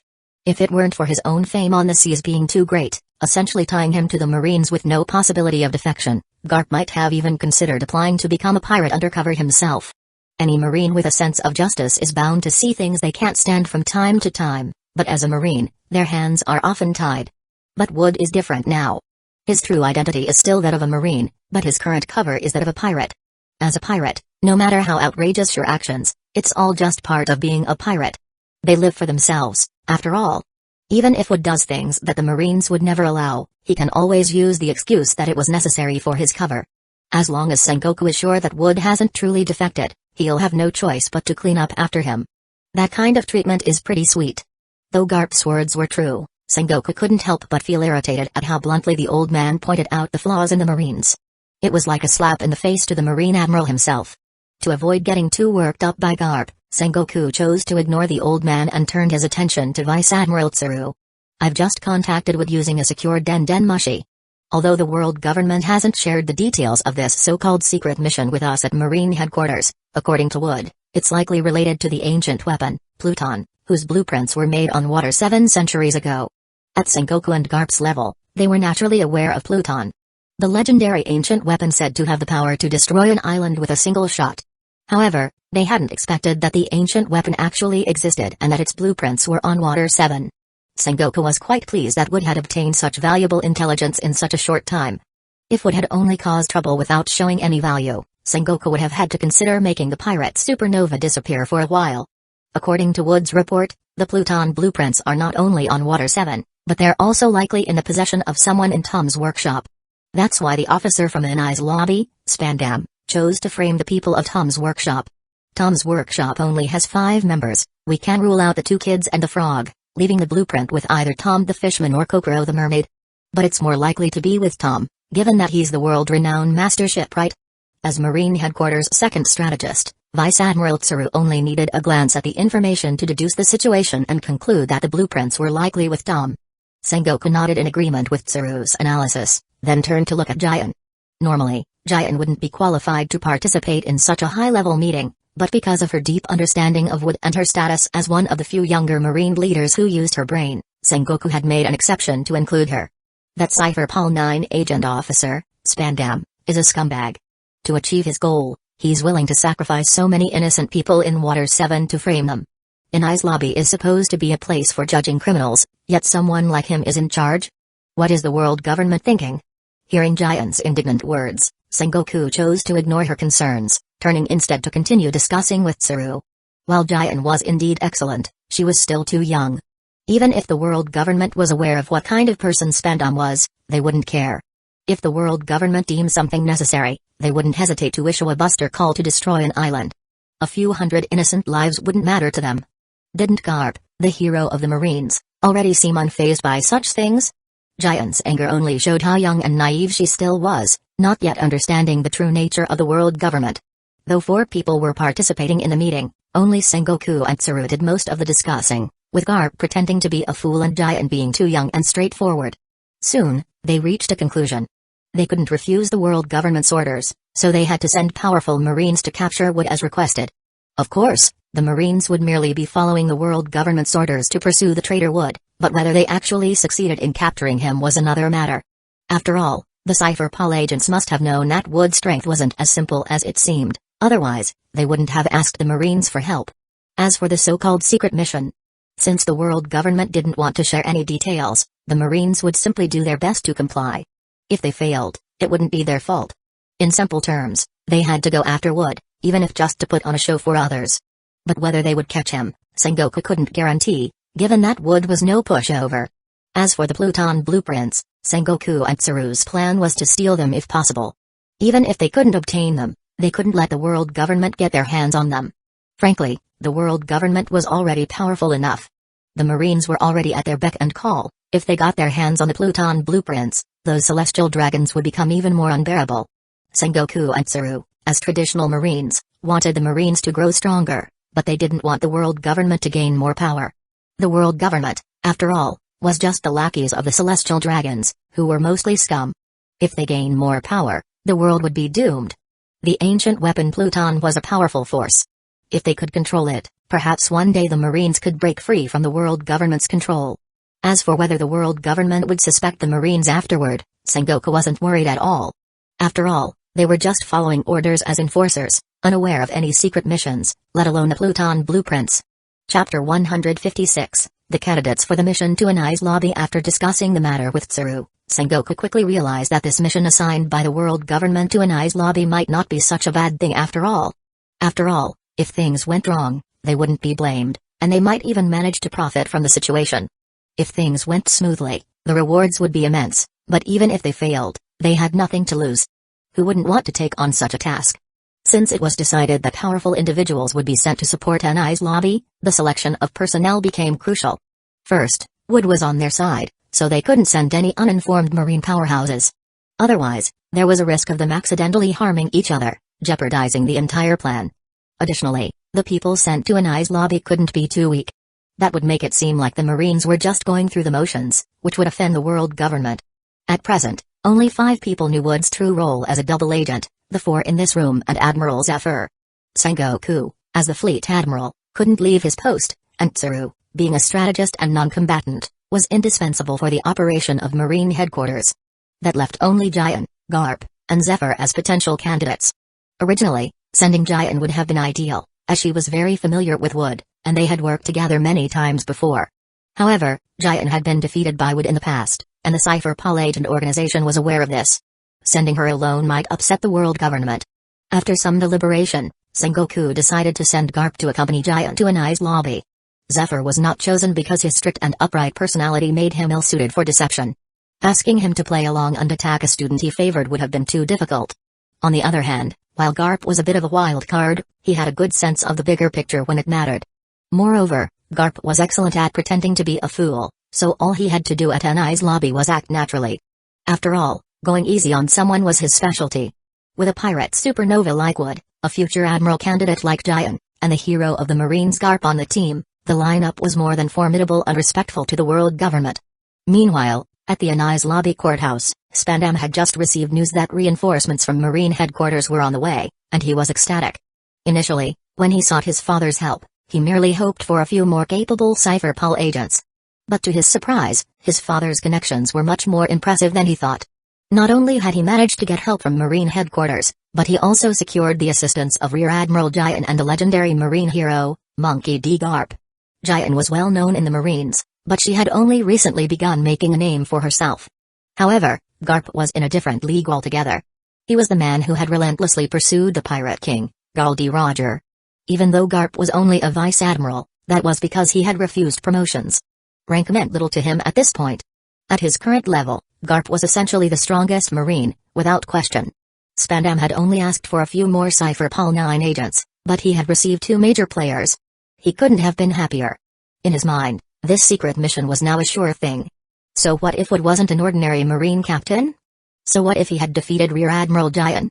Could he possibly defeat the strongest Marine hero, Garp? Unfortunately for Spandam, what he didn't realize was that while his phone call had brought in 2 powerful reinforcements, neither of them were actually on his side. At Nineford's port, nearly 1,000 Marines were gearing up, inspecting their equipment and the condition of their warships. The sight of such a large-scale operation naturally attracted the attention of the other Marines nearby. Lately, Kyuzn, Aokiji, had been feeling exhausted. Finding time to slack off was becoming increasingly difficult, as Fleet Admiral Sengoku was getting harder to fool. As Kyuzn's ship pulled into the port, he noticed the fully prepared Marines and the 3 warships already leaving the docks. Who's heading out with 3 large warships? It seems a bit much just to deal with ordinary pirates, doesn't it? Kyuzn wondered aloud. Recently, the seas had been plagued with increasing turmoil, and pirates on the Grand Line were becoming more brazen, leaving Marine leaders with endless tasks.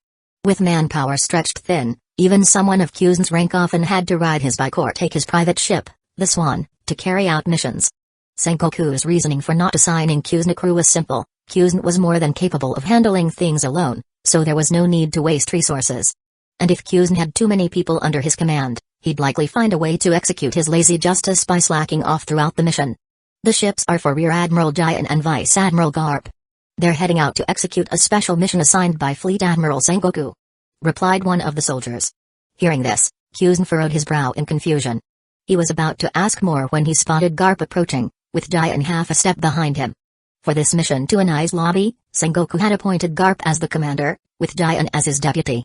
They had been given nearly 1,000 soldiers and 3 warships, showing the world government great respect. "Garp-san, are you headed to take down some big-time pirates in the New World?" Kyuzen inquired. While Garp often went out to capture small fry, Kyuzen knew that, much like himself, Garp frequently used missions as an excuse for vacation. But this time, things seemed different. Garp wouldn't take so many soldiers and 3 warships if he were just heading to the East Blue for a break, nor would he bring Jian along. Kyuzen knew Jian from Marine headquarters. Though she was a few generations younger, her reputation as a hard worker was well known. Aside from Jian's impressive strength, Kyuzen remembered her mostly because Sengoku often used her as an example when lecturing him. Jian was the very definition of a model Marine, the complete opposite of slacker types like Kyuzen and Kizaru. As a senior member of the slacker faction, Kyuzen figured Garp wouldn't take someone like Jian if he were going to the East Blue for a vacation. Moreover, with Marine headquarters being short on manpower, Sengoku would never let Jian, a diligent officer, waste time on frivolous outings. Since this wasn't the slacking mission, Kyuzen could only assume that Sengoku had decided to go after some big names in the New World. Chapter 157, Jian, do you have a thing for lawless? It was a simple truth, Garp was still in his prime. As someone who had repeatedly pushed the Pirate King, Roger, to the brink, there was no doubt that he was currently the strongest in Marine headquarters.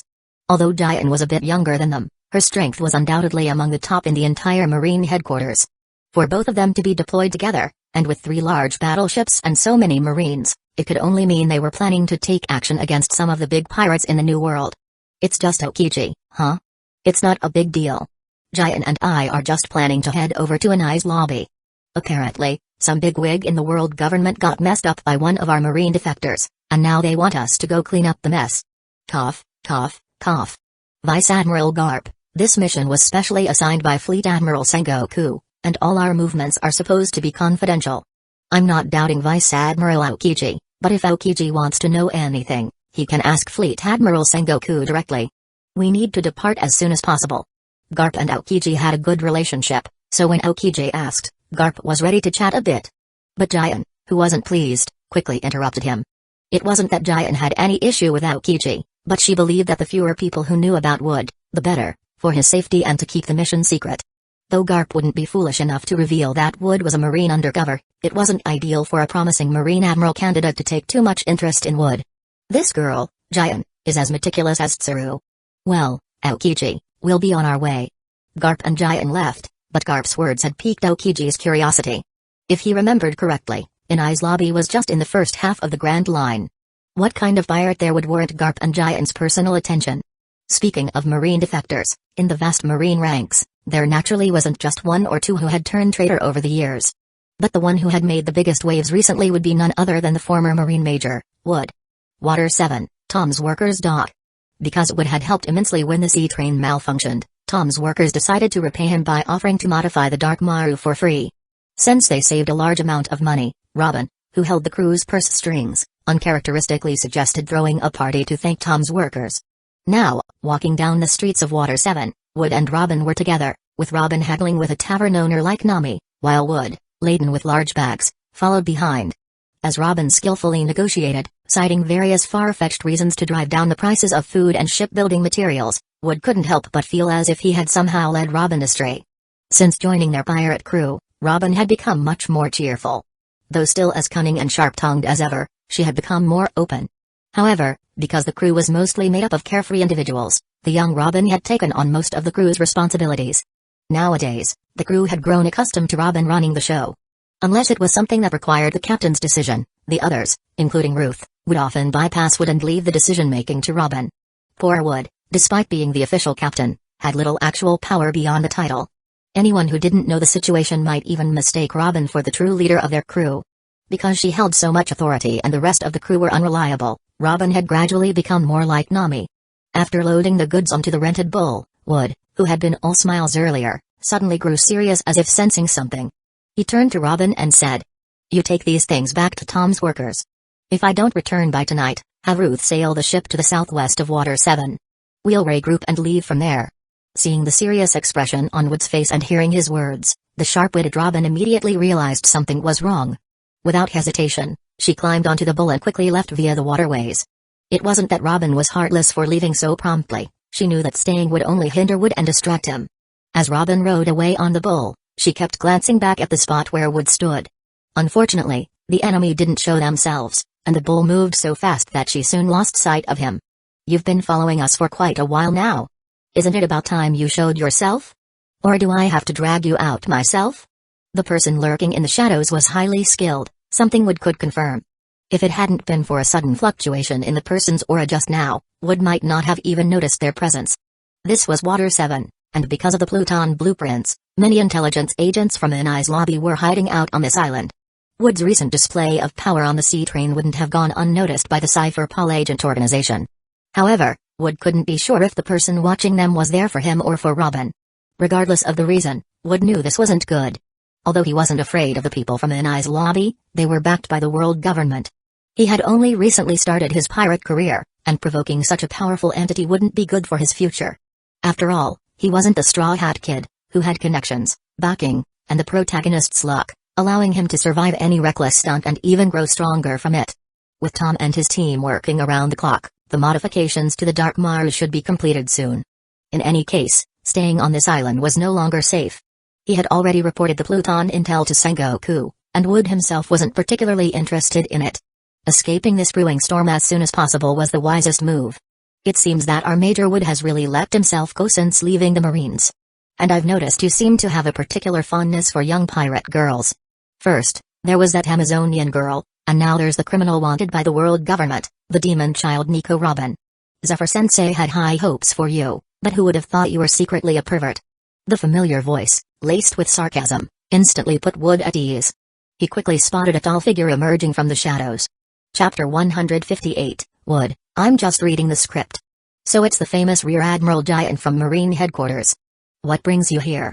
If I'm not mistaken, I already took back my Vivre card, so you shouldn't have been able to find me. And like I said last time, the next time we meet, we'll be enemies. I won't hold back anymore. Wood was surprised to see Giant in Water 7. According to what he knew, she wasn't one of the people in the know. So, when Wood saw Giant, he maintained a cold demeanor, referring to her as Rear Admiral Giant rather than Giant as a friend would. Giant didn't know why, but hearing Wood call her Rear Admiral Giant while addressing the demon child as Robin stoked a fire of irritation in her heart. The joy of reuniting after a long time was gone, and Wood's attitude made Giant quite displeased, her tone becoming chilly. Hold back? The truth is, I've been following you for a while. If I had really wanted to attack from the shadows, I wonder if you'd even have the chance to hold back. For someone on the brink of becoming a great swordsman, your alertness and sharp senses have deteriorated since our last fight. It seems that little girl Robin has bewitched our dear Major Wood to the point where he's forgotten who he really is. Giant didn't hold back her sarcastic remarks, repeatedly emphasizing our dear Major Wood, leaving Wood feeling quite embarrassed. By now, if Wood hadn't realized that Giant knew his true identity, he'd be a fool. Giant's attitude and tone during this encounter were vastly different from before, indicating that she had likely learned of his secret mission from either Vice Admiral Tsuru or Fleet Admiral Sengoku.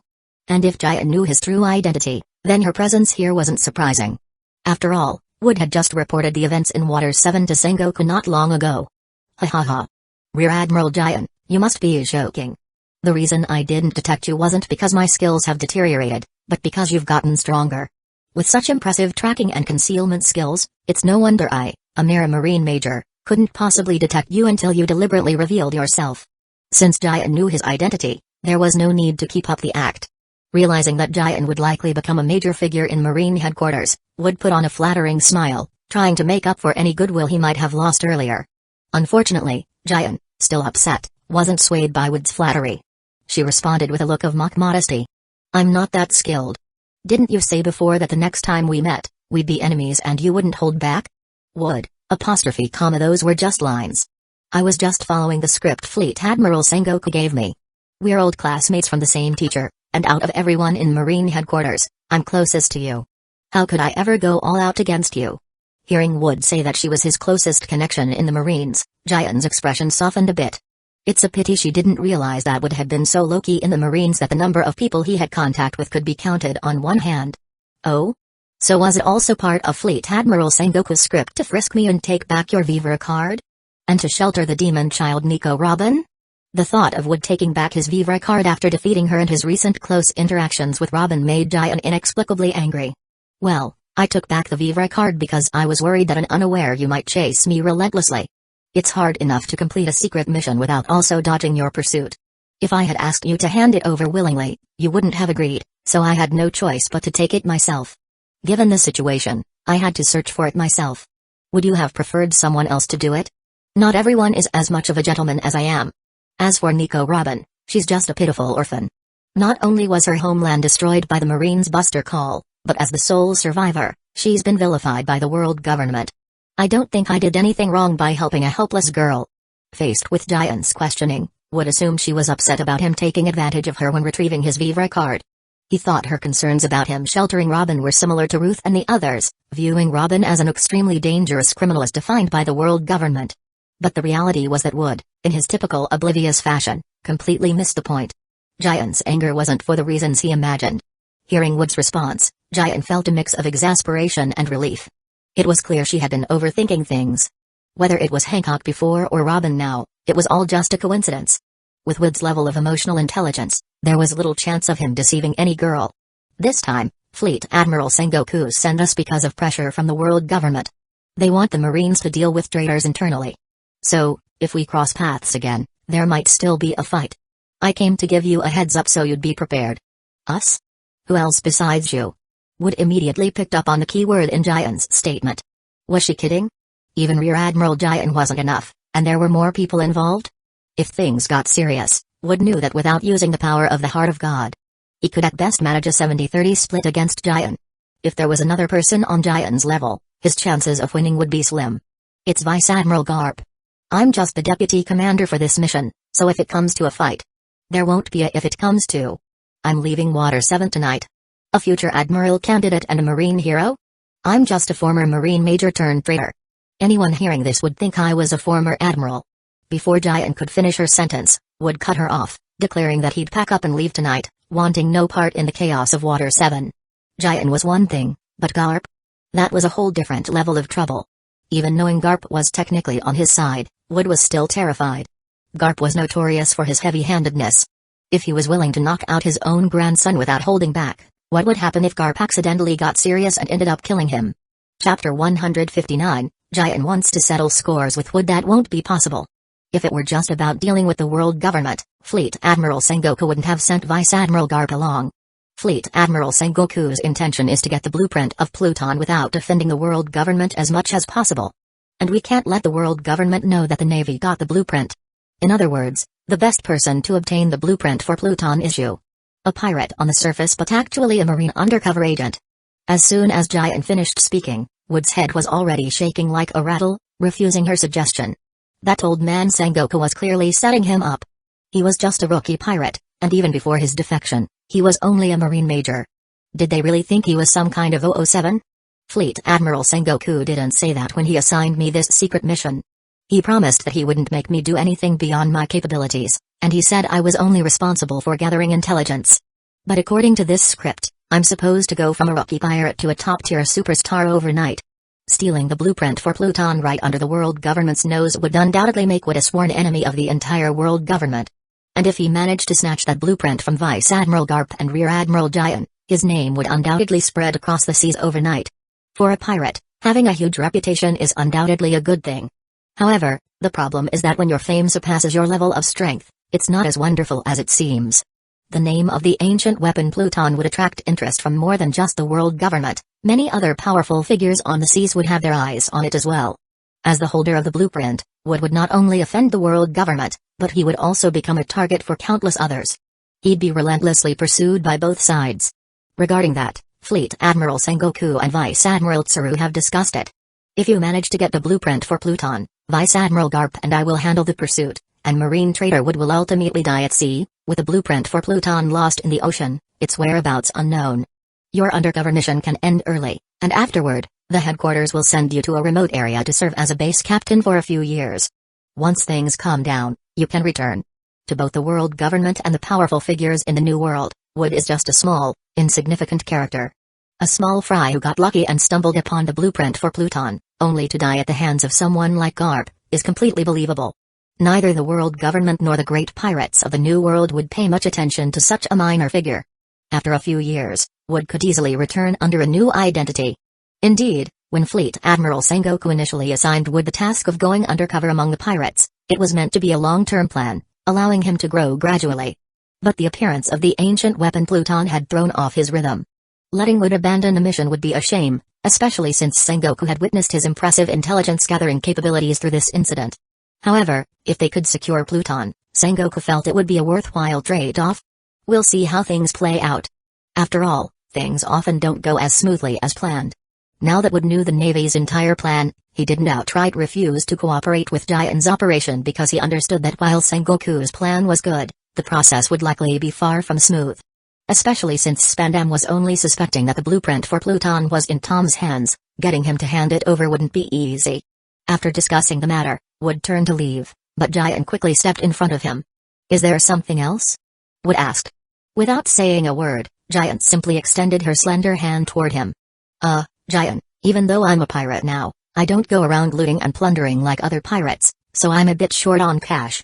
Don't worry, after this is all over, I'll rob a few wealthy pirate crews and pay you back double."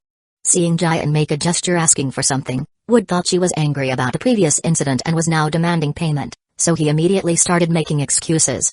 Honestly, back when he was in the Navy, Wood always felt that living off his salary was financially hopeless. But even after switching careers to become a pirate, he was still dirt poor.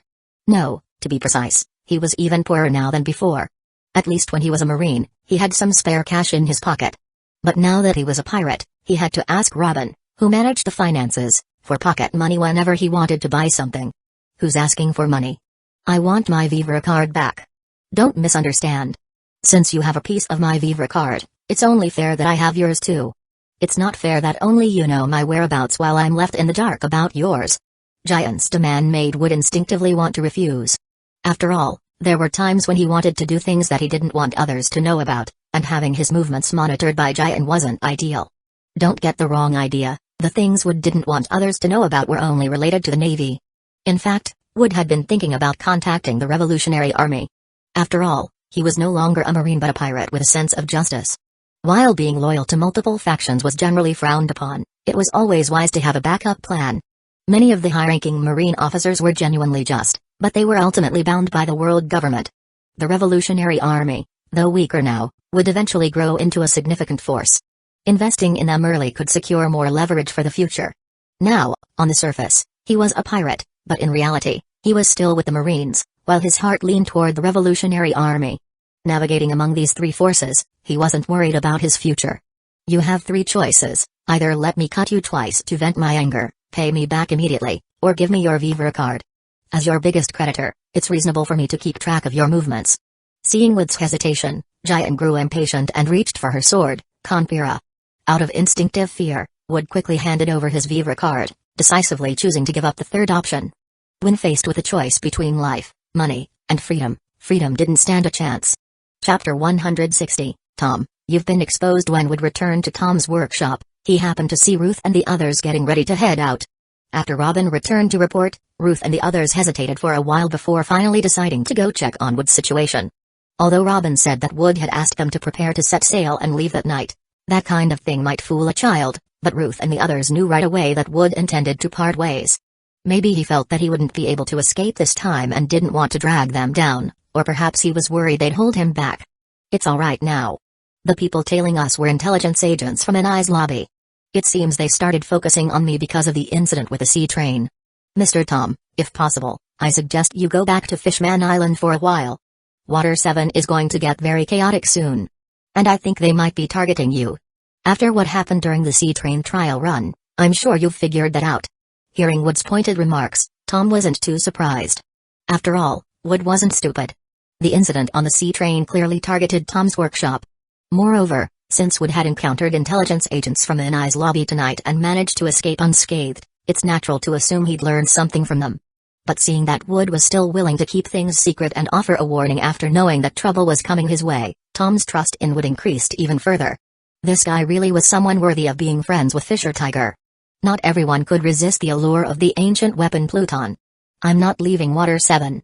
I've been away from Fishman Island for so many years, I've come to see this place as my true home. And I don't have what they're looking for. Even if they try to pull some tricks, old Tom won't be scared." Wood wasn't particularly interested in Pluton. Even if he couldn't complete the task assigned by Fleet Admiral Sengoku, it wasn't a big deal to Wood.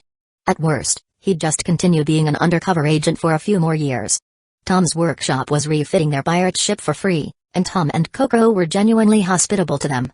Wood didn't want them to become casualties in the covert battle between the Navy and the world government. Unfortunately, despite Wood's warnings, Tom remained quite firm, so Wood couldn't persuade him further. Don't worry about these unpleasant things. I've lived in Water 7 for so long and made significant contributions to this place. Even if it's a nice lobby, without a valid reason, they can't do anything to me. But your ship's refit, I'll have my apprentices work overtime for the next couple of days so you can't leave Water 7 as soon as possible. That new commander from Anai's lobby is a despicable scoundrel. He might not be able to do anything to a tough guy like me. But you're pirates, and since you helped us out before, you've caught their attention. They'll probably come after you. Tom draped one of his large hands over Wood's shoulder, drinking beer while looking on the verge of tears, repeatedly apologizing for getting Wood and his crew involved. After several rounds of drinks, only Wood and Tom were still sober, the others had all been knocked out by the alcohol. Tom picked up his tools, ready to pull an all-nighter to finish Wood's ship, but Wood suddenly realized that someone was missing from tonight's gathering. "Mr. Tom, where did that brat Frankie go?" Tom knew that Wood seemed to get along better with the rambunctious Frankie than with his other apprentice, so he casually replied. "That brat insisted on installing some crazy things on your ship. We scolded him, so he went out, saying he'd prove himself to us." Frankie had stormed off in a huff several times before, so Tom didn't think much of it. But while Tom spoke casually, Wood listened carefully. If he remembered correctly, this was how the tragedy at Tom's workshop began.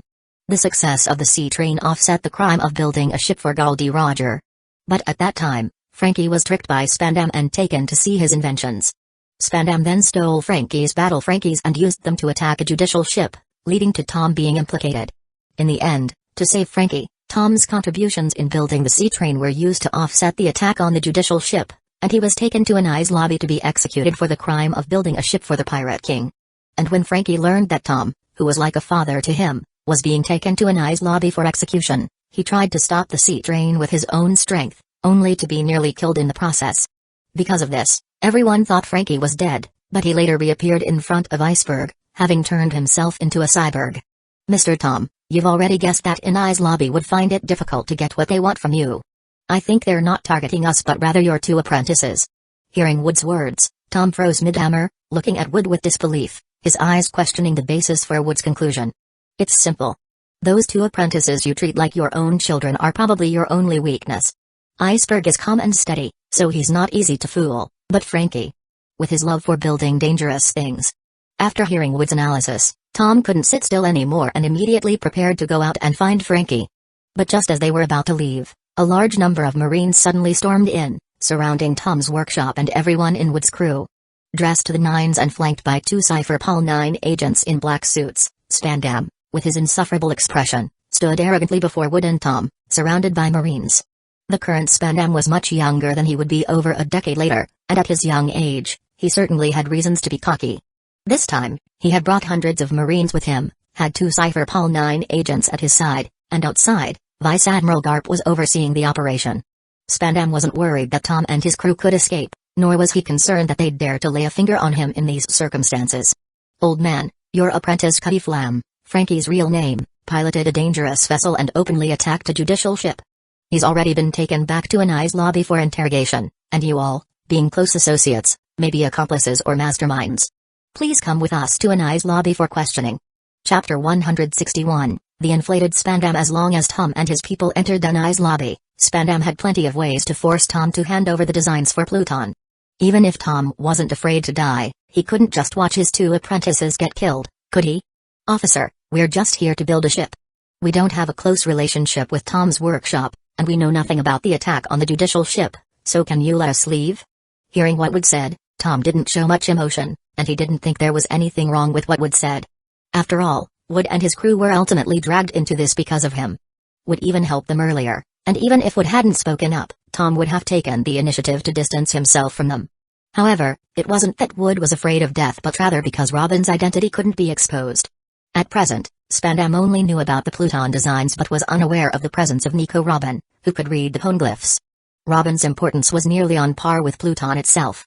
If they were all taken to an ICE lobby, Robin's identity as a survivor of O'Hara would surely be revealed, which could even prompt action from the world government. Moreover, if they were all captured, who would be left to rescue Tom and the others? Wood's primary concern was keeping Robin from falling into the hands of an ICE lobby. Otherwise, things would get very complicated. Tom might be able to save his life by handing over the Pluton designs, as the Navy and world government were interested in the blueprints, not Tom himself.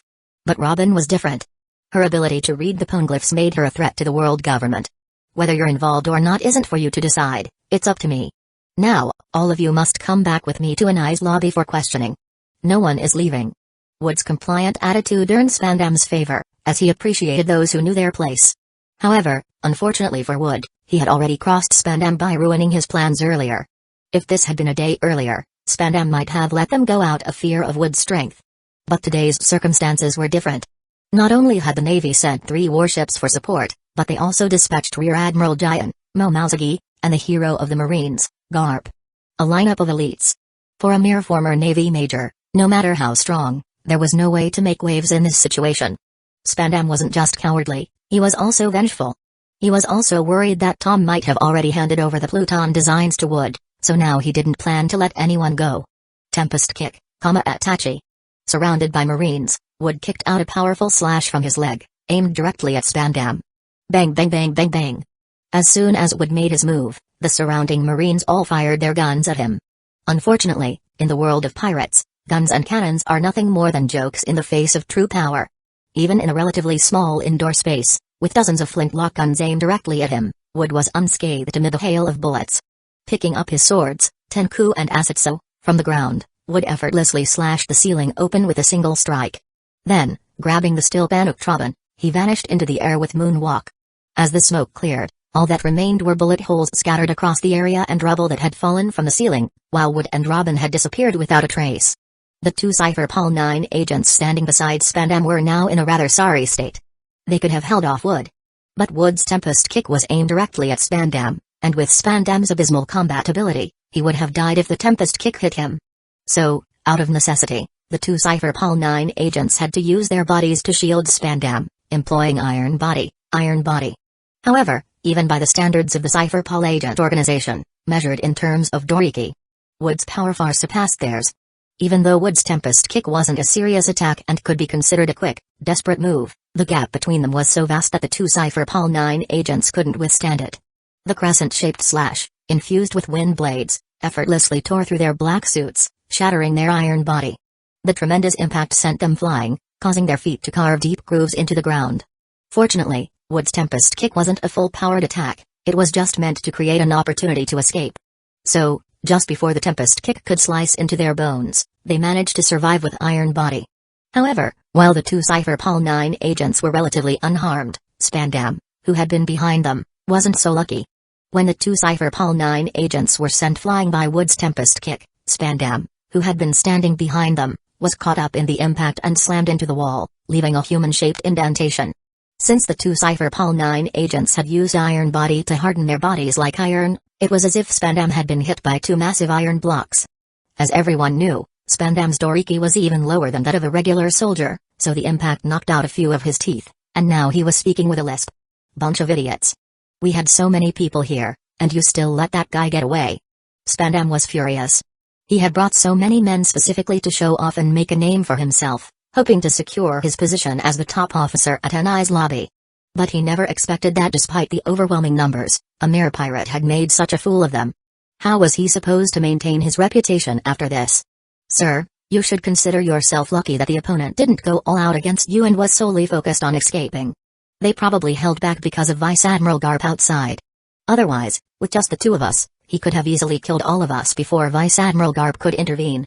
The 2 Cypher Pol 9 agents by Spandam's side knew that Wood's strength was formidable and that they were no match for him. But they never imagined that the gap between them was so vast.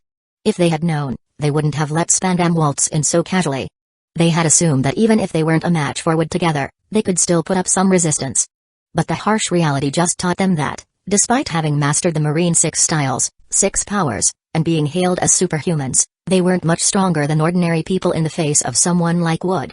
Chapter 162, Old Tom's Resolve. Damn it.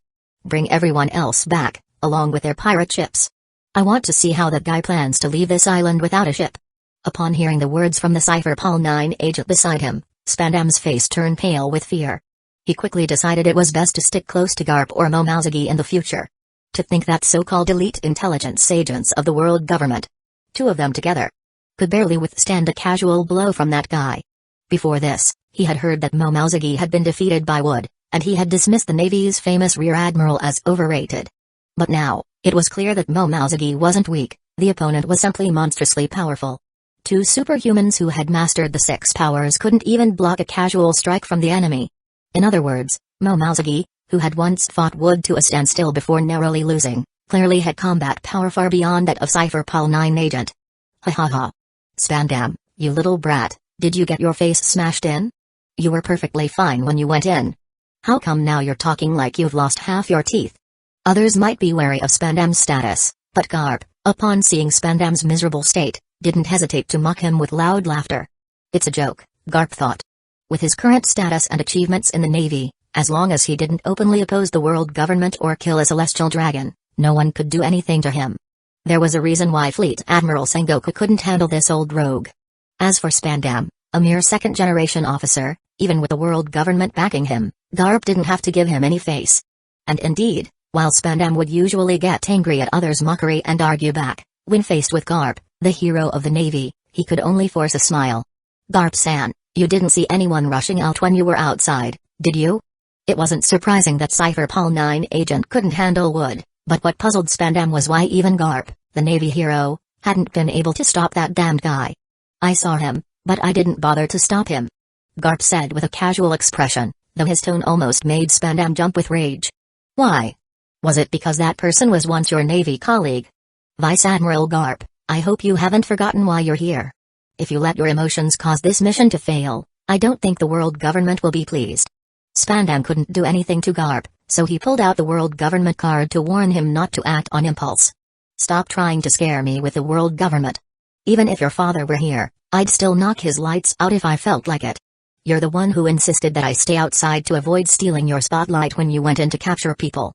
Now that he's escaped from right under your nose, you want to blame me? Besides, I'm old now, and it's late. It's perfectly normal for my old eyes to be a bit blurry. How was I supposed to see that the person who just left was the traitor we were after? Wood had just used Moonwalk to escape, and if anyone inside could use the 6 powers, it was obvious who it was. However, Garp stubbornly claimed that his eyesight had failed him, leaving Spandam with no way to deal with him. Moreover, thinking about the power Wood had just displayed, Spandam realized they would need Garp to stabilize the situation later, so he had no choice but to compromise. After all, they had already captured Tom's workshop members and the unfortunate bunch with him. As for capturing the Navy traitor Wood, that was a task given to the Navy by the world government, and it wasn't Spandam's concern. In the end, Tom's workshop members, along with Frankie and the others, were taken back to Anai's lobby by Spandam. In the prison at Anai's lobby, Tom saw the battered and tortured Frankie. From Frankie, Tom learned the truth about the so-called attack on the judicial ship. However, the unfortunate reality was that the ship used to attack Anai's lobby was indeed Frankie's creation, the Battle Frankie. Even though it was a setup, once inside Anai's lobby, they could be charged with any crime Spandam decided. Tom could face life or death with indifference, but he didn't want to drag down his 2 disciples or Kokoro. So, in the end, he decided to take all the blame himself. It's no use trying to take all the blame. As long as I claim that you, Tom, were the mastermind and that your workshop members were accomplices, none of you will escape. Here's your last chance, hand over the designs for Pluton, and I might just be merciful enough to spare your lives. Would Spandam really spare Tom's workshop if Tom handed over the designs for Pluton? Of course not. That's a joke. The world government was keeping the existence of Pluton so secret that even the Navy wasn't fully informed. There's no way they'd let anyone who knew about it live. If Spandam had found the Pluton designs when they entered Anai's lobby, he would have had them all executed on the spot. But Tom wasn't an idiot. He knew their only reason for being alive was that the designs hadn't been found yet. That was their only bargaining chip. If they handed over the designs, they would never leave Anai's lobby alive. I'll tell you where the Pluton designs are, but you have to let the others go first. If you kill us all, you'll never find them. We all know how the world government operates. If I hand over the designs here, none of us will leave this place alive. I'll stay here at Anai's lobby, but you have to let my disciples and the others go. After that, you can choose, I'll tell you where the designs are, or you can have my disciples bring them back to save me. Now that they were trapped at Anai's lobby, Tom had no choice but to use his only leverage to negotiate with Spandam. At first, Spandam was unwilling to release Frankie and Iceberg, but Tom's determination to take them all down with him forced Spandam to relent. Killing Tom's workshop members meant nothing to Spandam. His goal was the Pluton designs. That's the only thing that would please the higher-ups at the world government and secure his promotion. As for Tom and his disciples, they were just a fishman and a bunch of lowly commoners. If it weren't for the designs, Spandam wouldn't have spared them a second glance. If you don't come back after leaving Anai's lobby, I'll kill this old man and put a bounty on your heads. Chapter 163, Wood, let's go smash Anai's lobby. After a full day of deadlock, Spandam eventually agreed to Tom's deal. There was no other choice. No matter how much Spandam threatened him, Tom remained resolute and unyielding. As long as Tom, the one who knew the secret, was in his hands, the Pluton designs wouldn't slip away. The others were just small fry. So, after some hesitation, Spandam released them. But not before warning them of the consequences if they went back on their word. Did Tom reveal the location of the hidden Pluton designs to Iceberg and the others? Of course not. What Tom instructed Iceberg to do was to find Wood as quickly as possible after leaving Anai's lobby and to escape from Water 7 with Wood's pirate crew. Tom had used himself as a bargaining chip to secure the release of the other members of Tom's workshop, as well as Ruth and the others. If Spandam was willing to let Tom's disciples go, then releasing Ruth and the rest, mere nobodies, didn't concern him in the slightest. To be honest, in Wood's pirate crew, the only person who caught Spandam's attention was Wood himself, due to his considerable strength. As for the others, like Ruth, they were beneath Spandam's notice. Tom's plan was simple: if he sacrificed himself to save the Nirvana pirates, it wouldn't be too much to ask their captain, Wood, to take his 2 disciples and escape, right? Indeed, Tom had no intention of saving himself. As long as Iceberg and Frankie could escape, Tom was ready to meet his fate. To prevent his disciples from returning to rescue him, Tom deliberately didn't reveal the location of the designs to Iceberg. A terrifying ancient weapon like Pluton, if it fell into the wrong hands, would only bring disaster to the world. Tom planned to take this secret with him to the grave. Spandam believed that as long as Tom was in his custody, he was in control. But he never considered that not everyone clung to life as he did. As long as Kokoro and Frankie escaped, Tom had nothing to fear. After Iceberg and his group were sent back from Anai's lobby to Water 7, Iceberg immediately asked Ruth if he could contact their captain, Wood, as he had a proposition to discuss. However, before Iceberg could finish his sentence, Frankie landed a punch right on his face. At a time like this, why are you thinking about making deals with Wood? We need to find that damn design and go back to Anai's lobby to save Tom. Despite the heavy blow to his face, Iceberg didn't retaliate against Frankie as he usually would.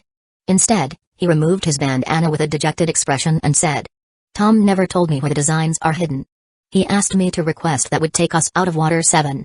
The Nirvana pirates' ship, the Dark Maru, had been confiscated by Anai's lobby, but Tom, who had been building ships for so long, surely had other excellent ships hidden away. The deal Iceberg wanted to propose to Wood was to exchange a new pirate ship for safe passage out of Water 7 for the remaining members of Tom's workshop. This was Tom's final wish, which he only shared with Iceberg and not with Frankie, knowing that Frankie's impulsive nature wouldn't allow him to accept it. You bastard. Are you just going to abandon Tom and run away like a coward? Frankie, unable to contain his emotions, grabbed Iceberg by the collar, his voice laced with desperation. But this time, Iceberg wasn't going to take it. He retaliated with a punch, knocking Frankie down and then sitting on top of him, raining blows on his face. Do you think I feel any better about this? If you had just listened to me, instead of getting involved in all that nonsense, none of this would have happened. Now the entire Tom's workshop is paying for your mistakes. As Tom's disciples, both Iceberg and Frankie were like sons to him. Iceberg's emotions were just as raw when Tom entrusted him with his plans. He was devastated. Tom knew that Frankie was too impulsive and immature, which is why he entrusted this responsibility to the more level-headed Iceberg. But this also meant that Iceberg bore a heavier burden than Frankie. If you want to run, then run. But I'm going back to save Tom, even if it costs me my life. This whole mess is my fault, and I have to make it right. Frankie got up from the ground, not holding a grudge against Iceberg for hitting him. Iceberg was right, this disaster was his fault. But because of that, Frankie couldn't just sit back and watch Tom die for his mistakes. Even if he escaped Water 7, the guilt would haunt him forever. When will you ever grow up, you idiot? Do you even understand why Tom is doing this? It's obvious that Spandam has no intention of keeping his word. Even if we handed over the designs, he'd still kill us. And what can you do with your strength, huh? If you go back to Anai's lobby, you'll just be another pawn for Spandam to use against Tom. If we all die at Anai's lobby, who's going to avenge Tom? Do you even get it? Frankie's actions were just the spark. Spandam would have found another reason to target Tom and his crew. But Iceberg didn't care about that right now. He needed to make Frankie understand the gravity of the situation. If you really want revenge, we don't have to wait until later. Anai's lobby may be one of the 3 major agencies of the world government, but its overall strength is nowhere near that of Impeldown or Marine headquarters. But it seems that Anai's lobby has requested reinforcements from Marine headquarters, and the ones coming are quite formidable. However, if we plan carefully, saving Tom might not be entirely impossible. The voice that suddenly cut in belonged to none other than Wood, who had previously broken through the encirclement. In fact, since Frankie and the others had returned to the workshop, they had been under Wood's watchful eye. Or rather, it wasn't just Wood keeping an eye on them. Giant, who hadn't made it to Anai's lobby, was also involved. Spandam had indeed sent people to follow Frankie and the others, but they were no match for Giant and Wood, who easily took care of them. Chapter 164, The Guard Forces of Anai's Lobby. As for why everyone was keeping an eye on Frankie and the others, the reason was quite simple. Everyone believed that Tom had told Iceberg where the Pluton design was hidden. So, by following him, they figured they'd eventually find the Pluton design. Unfortunately, what no one realized was that Tom, likely considering how the exposed Pluton design would bring endless disaster to his 2 disciples, had decided to take the secret to his grave. To avoid his disciples repeating history, or perhaps fearing the resurgence of such a terrifying weapon, Tom was determined to bury the secret with himself.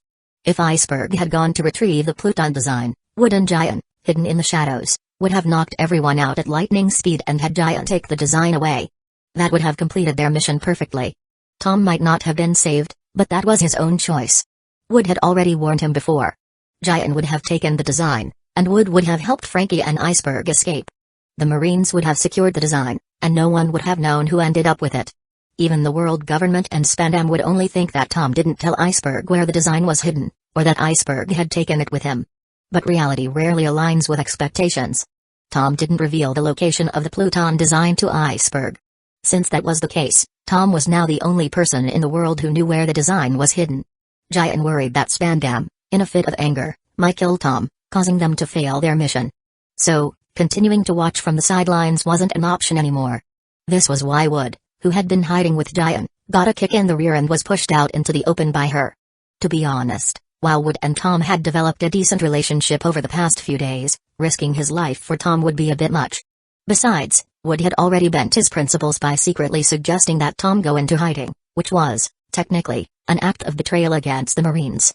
But Tom didn't take his advice seriously. From Wood's perspective, the best outcome was for the matter to end here.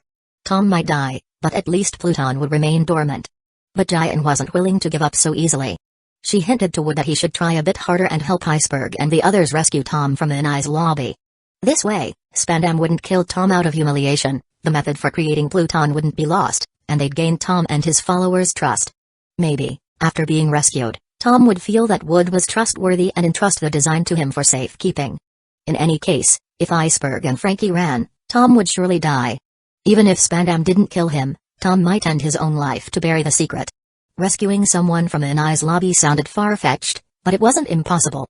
The station forces at Anai's lobby weren't particularly strong, considering it was in the first half of the Grand Line.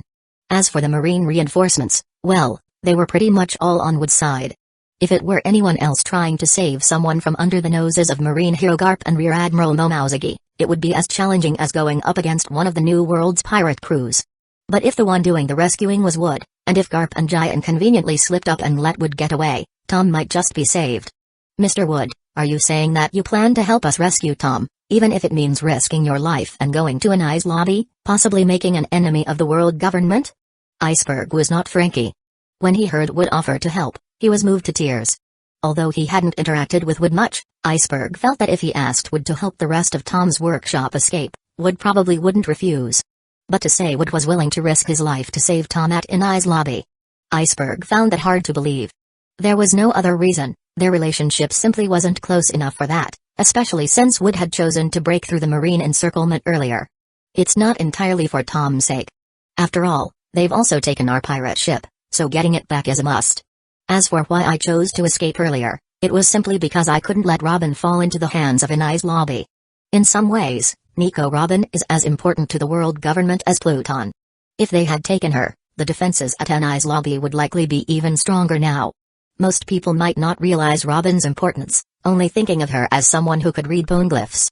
But Wood knew that the world government would never allow her to run around freely if they wanted to completely cover up the Void Century. Currently, the only outside reinforcements at NI's lobby were Garp and Giant, both of whom were on Wood's side. But if the world government knew that the demon child Nico Robin was also there, Wood would be facing more than just those two.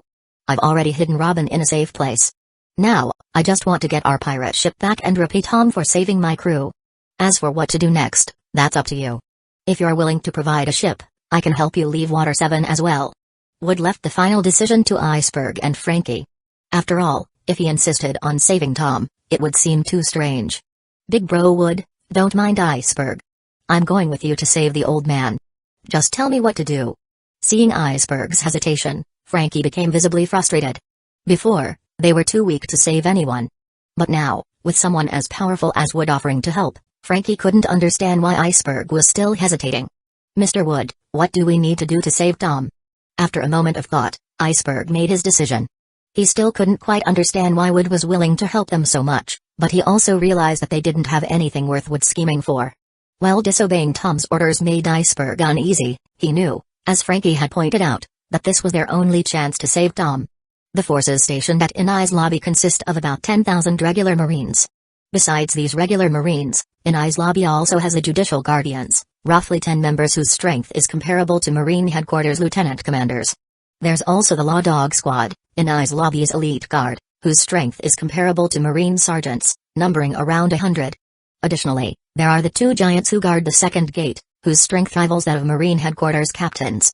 This information naturally came from Giant, but Wood presented it as something he knew from his time working at NI's lobby when he was in the Marines. Chapter 165, We've summoned a hero from the Fishman tribe. Tom is likely being held at the Judicial Tower, located at the far end of NI's lobby. To reach the Judicial Tower, we need to pass through two gates on the front island, then reach the main island, go through the courthouse, and finally arrive at the Judicial Tower. This time, NI's lobby has requested reinforcements from Marine headquarters.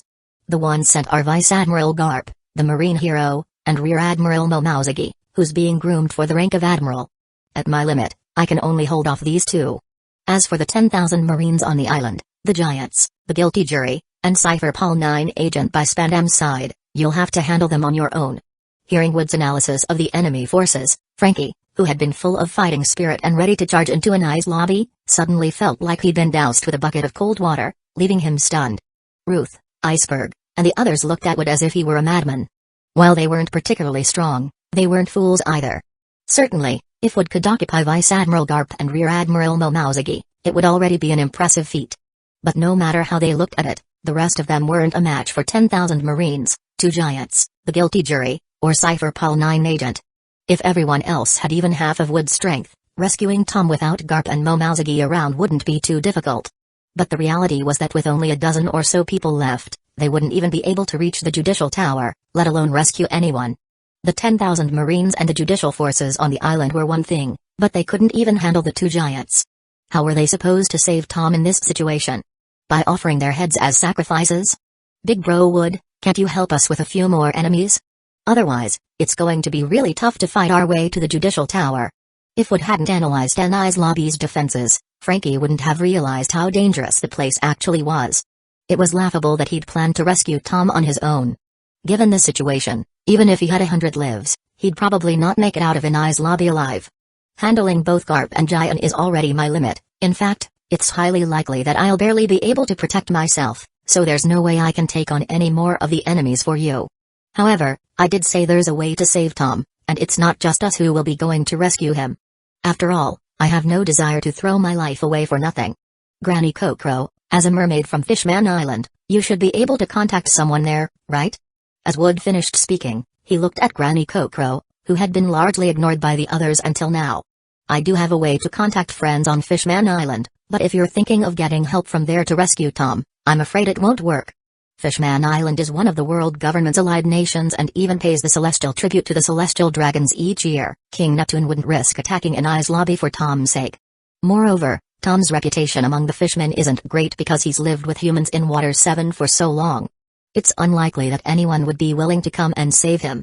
The fishmen are known for their solidarity, often doing crazy things for the sake of their kin. However, while Tom was indeed a fishman, he wasn't particularly popular among his people. The reason was simple: he spent most of his time with humans, and the fishmen despised humans. Naturally, Tom, who associated with humans, was also shunned. This was one of the reasons why Tom refused to seek refuge on Fishman Island before. That's okay. As long as you can make contact with Fishman Island, I'll find a way to get reinforcements. Even with her doubts, Granny Kokoro eventually contacted a friend on Fishman Island and, per Wood's instructions, sent a Den-Den-mushi to Fishman District. That's right, Wood wasn't planning to seek King Neptune's help. After all, they didn't even know each other, let alone have any connections. What Wood actually wanted was help from the fishmen of Fishman District. Thanks to Wood's intervention, the fishman hero Fisher Tiger, who was supposed to die in the original storyline, was still alive. The Sun Pirates, made up of fishmen, had gained considerable fame on the seas. Wood didn't know if Tiger and his crew were currently in Fishman District, but he was sure the fishmen there could contact them. And if he approached them as the marine trader Wood, the fishmen would likely ignore him. But what if he used the identity of the fishman sword Saint Yasuo? Ever since Fisher Tiger's daring raid on Mary Ejos to save his people, he had become a source of pride for the entire fishman race. Many young fishmen dreamed of joining Tiger's Sun Pirates. The tales of Tiger, Jinbai, and even Arlong had become legendary among the young fishmen of Fishman District. Yasuo, the fishman sword saint who had bravely slain the celestial dragons and held off the pursuing forces in the end, was naturally an idol to many fishmen. Unfortunately, after Tiger and his crew's infamous raid, they had only returned to Fishman Island in secret once or twice, and they hadn't seen this legendary fishman sword saint. Even when asked, Jinbai and Arlong had little to say about Yasuo, and Tiger himself, though he knew more, was reluctant to talk about it. When the fishmen of Fishman District suddenly received a call from someone claiming to be Yasuo, the fishman sword saint, they were initially thrilled but quickly became suspicious of the caller's true identity. However, their doubts were quickly dispelled after confirmation from Tiger himself. Wood had recounted many events from when he and Tiger had been stranded on an island together. Things only Wood and Tiger knew. Tiger was aware of Wood's true identity, but Wood had asked him to keep it a secret. Even in this case, the fishmen were only willing to help because of the name Sword Saint Yasuo. Tiger understood all too well the gravity of slaying a celestial dragon. So, when Wood asked for help, Tiger didn't hesitate and agreed immediately.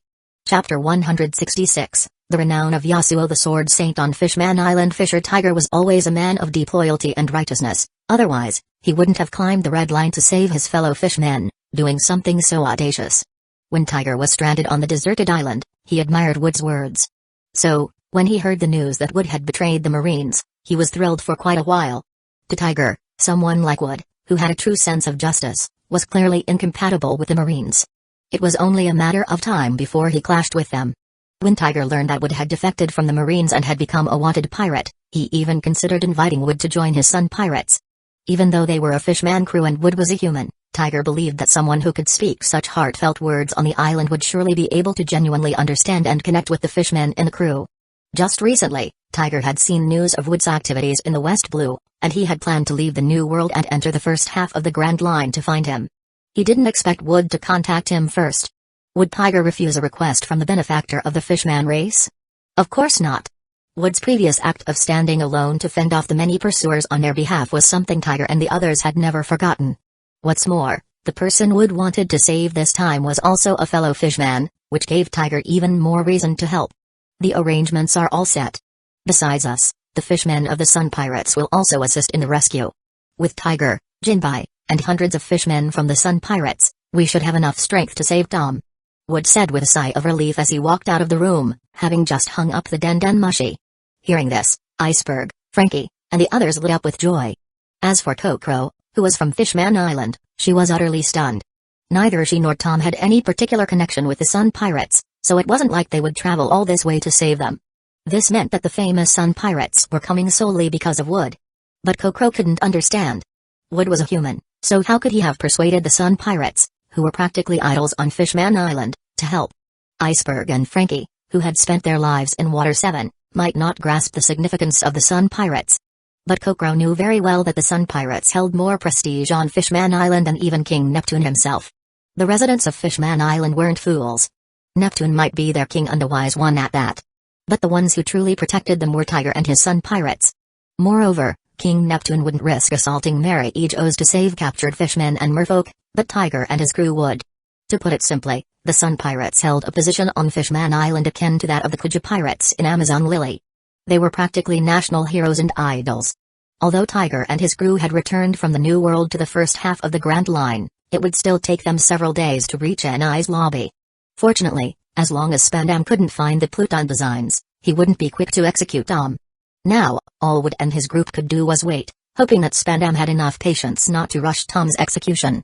In fact, when Spandam learned that his tailing agents had lost contact, he knew he had been tricked. The old man had no intention of handing over the Pluton design. But despite his anger, Spandam wasn't willing to kill Tom just yet. Instead, he resorted to severe torture, hoping to extract information about Pluton from him. Meanwhile, Wood and his team were discussing feasible attack plans. Wood's pirate ship had been seized, and the journey from Water 7 to NI's lobby was not only long but also filled with numerous checkpoints. They would almost certainly be discovered along the way. After much deliberation, Wood proposed using the prototype sea train, Rocketman, as their means to assault NI's lobby. Rocketman had been scrapped because its high speed made it difficult to control, but this feature was perfect for Wood and his team. Moreover, there was a dedicated track from Water 7 to NI's lobby, making the journey much faster than by ship. 2 days later, a pirate ship flying the sun emblem docked at the shores of Water 7. Seeing the red-skinned giant stepping off the ship, Wood and his companions, who had been waiting for some time, greeted him with wide smiles. Tiger, too, was delighted to see Wood and even embraced him warmly. This gesture left Jinbai and the other fishmen in the Sun Pirates puzzled. Though their leader Tiger didn't hate humans as much as some other fishmen, he wasn't exactly fond of them either. But here he was, showing such enthusiasm for this human they were meeting for the first time. After reuniting with Wood, Tiger, realizing that his behavior might have seemed inappropriate, quickly put his arm around Wood's shoulder and explained to Jinbai and the others. "This is Brother Wood. The reason Yasuo didn't die in Mary Ejos was that he was saved by him. Yasuo is an honored member of the Sun Pirates, and Brother Wood, being his savior, is naturally a benefactor of the Sun Pirates and a friend of the Fishman race." With Tiger's personal endorsement, the suspicious and uneasy looks from the Fishman towards Wood vanished in an instant. Yasuo the Sword Saint wasn't just an idol in Fishman District. He was revered by many within the Sun Pirates as well. Why? Because he was a true warrior, fiercely loyal and righteous. Without him, there would be no Sun Pirates today.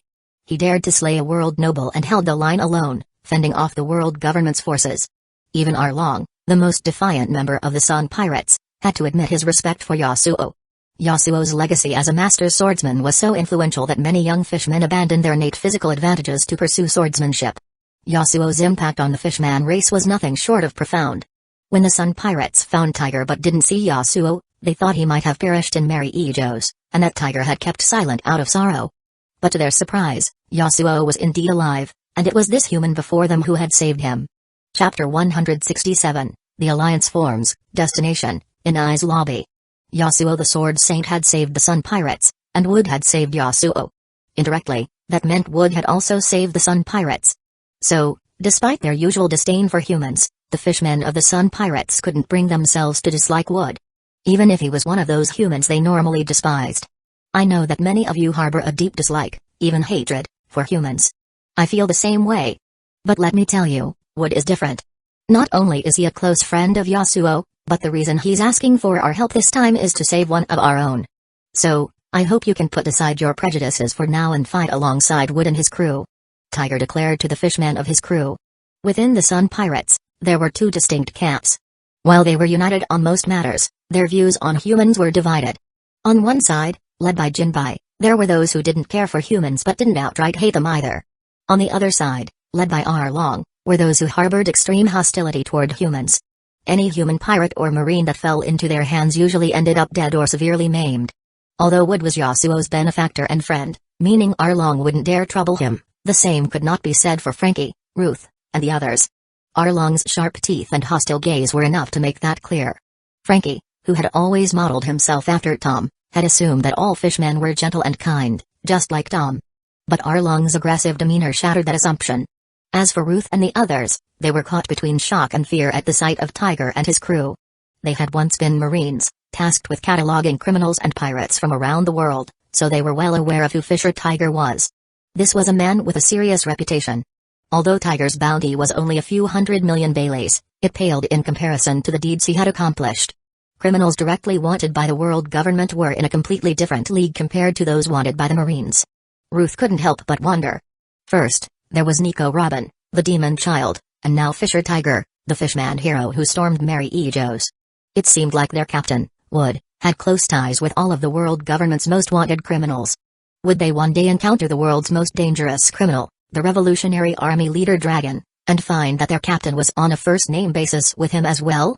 The arrival of the Sun Pirates significantly boosted Wood's forces.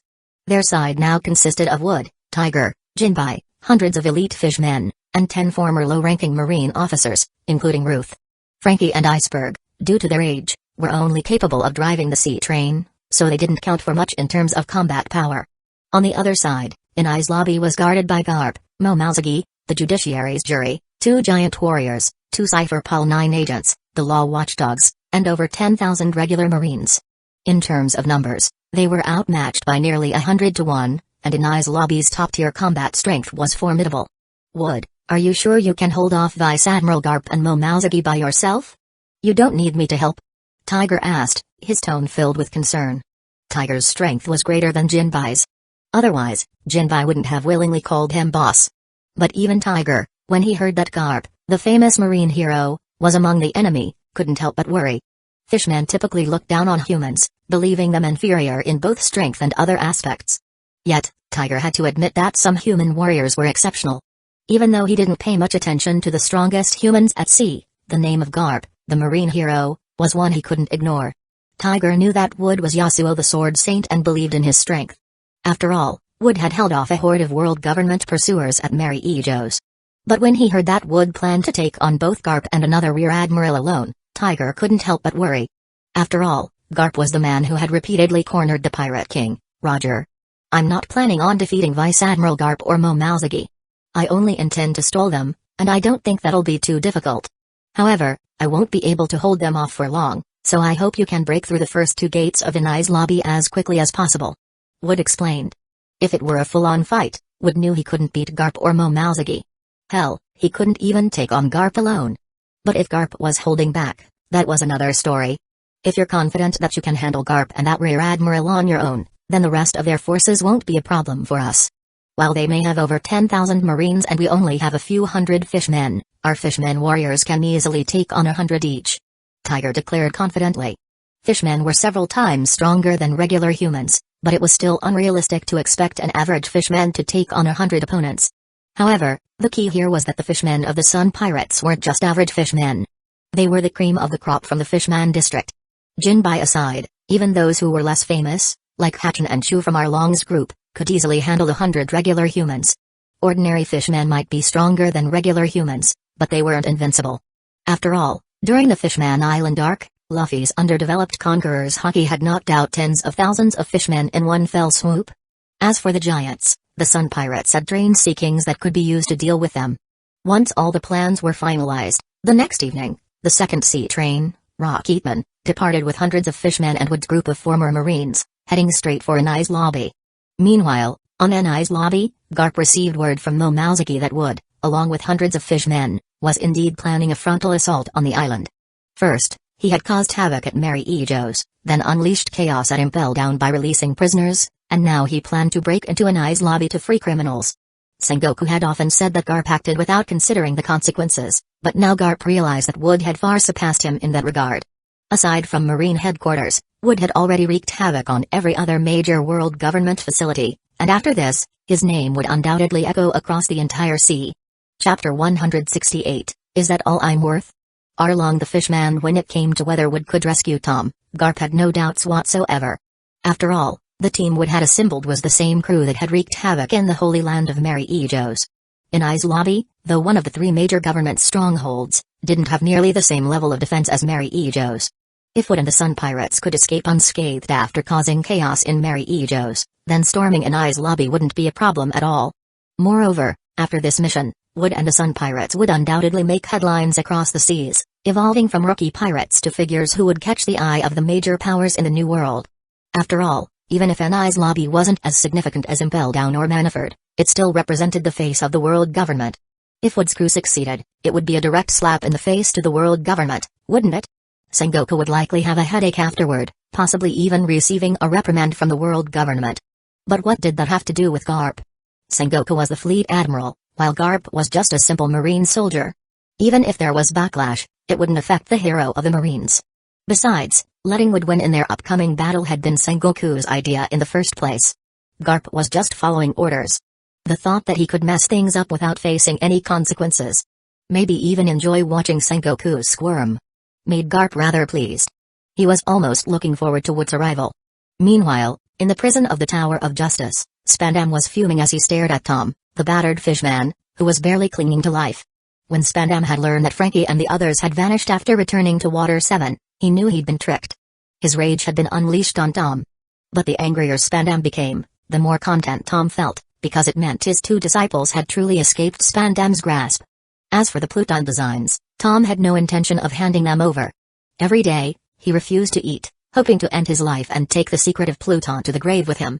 Unfortunately, the tenacity of the fishman race meant that even after days without food, Tom's sturdy physique kept him alive, forcing him to endure Spandam's daily torture. Tom couldn't help but regret his past gluttony. Had he not eaten so much, maybe he could have died sooner. Spandam whipped Tom again, just as he had for the past several days, trying to coerce him into revealing the location of the Pluton designs. But Tom hadn't spoken then, and now, on the brink of death, he was even less likely to. Just as Spandam was about to resort to more severe torture, the alarms of Inai's lobby suddenly blared without warning. Report. Report. The front island of Inai's lobby is under attack by unknown forces. Surveillance and Mushi confirm initial reports. Attackers identified as the marine deserter Wood, members of Tom's workshop, and fishmen. The alarm had barely begun when a nervous marine messenger rushed to Spandam with a report. Upon hearing that Inai's lobby was under attack, Spandam didn't react with fear. Instead, a look of surprise and delight spread across his face. He had been furious that Frankie and the others had escaped, leaving Tom resistant to all forms of persuasion. But Spandam had never imagined that the members of Tom's workshop would be so fearless as to return to Inai's lobby after escaping, hoping to save Tom. Spandam didn't know how Frankie and the fishmen had linked up, but a mere 100 fishmen didn't concern him. Although Wood had terrified him before, the fact that he had came to Inai's lobby meant he was walking into a trap. He couldn't forget that Inai's lobby wasn't the same as before. It now housed Marine Hero Vice Admiral Garp and Rear Admiral Momouzagi. Old man, did you hear that? Your two precious disciples are so desperate to save you that they're storming Inai's lobby. You've defied the world government, and now it's certain. You refuse to reveal the designs? Let's see if you can keep that mouth of yours shut after you see your disciples' corpses. Tom had heard the commotion outside but wasn't sure if Spandam was bluffing or if it was true. Knowing his disciples like his own children, Tom was well aware of their personalities. If Frankie had learned of Tom's determination to die, it wasn't out of the question that he would do something as reckless as attacking Inai's lobby. At the front island of Inai's lobby, the Rocketman sea train had derailed, crashing into the island's barriers. Unfortunately, Wood and his crew didn't have the same luck as Luffy's crew. They didn't fly over the first gate but instead stopped right in front of it. The armed fishmen, experiencing the thrill of the high-speed sea train for the first time, were exhilarated. Upon learning that this contraption had been built by one of their own, they boisterously declared that they wanted one for Fishman Island too. Wood, a former Marine major, now a deserter with a bounty of 120 million baileys. Fisher Tiger, the mastermind behind the Mary Ijos incident, with a bounty of 350 million baileys, hailed as a hero of the Fishman race. Jinbai, a Sun Pirates officer and master of Fishman karate, with a bounty of 210 million baileys. And then there was Arlong, another officer of the Sun Pirates, known for his ruthlessness, with a bounty of 80 million baileys.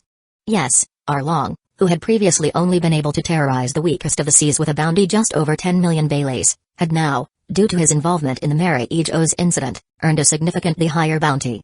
Plus, with the Sun Pirates backing him and Tiger still alive, Arlong's strength had grown far beyond what it once was. As Wood and Tiger disembarked from the train, their presence sent a wave of unrest through the Marines stationed at Inai's lobby. In the first half of the Grand Line, pirates with bounties over 100 million were rare. Yet here they were, faced with not just one, but several infamous pirates, all of whom were anything but ordinary. Hearing the Marines of Inai's lobby talk about the reputation of the Sun Pirates, Arlong initially felt a surge of pride.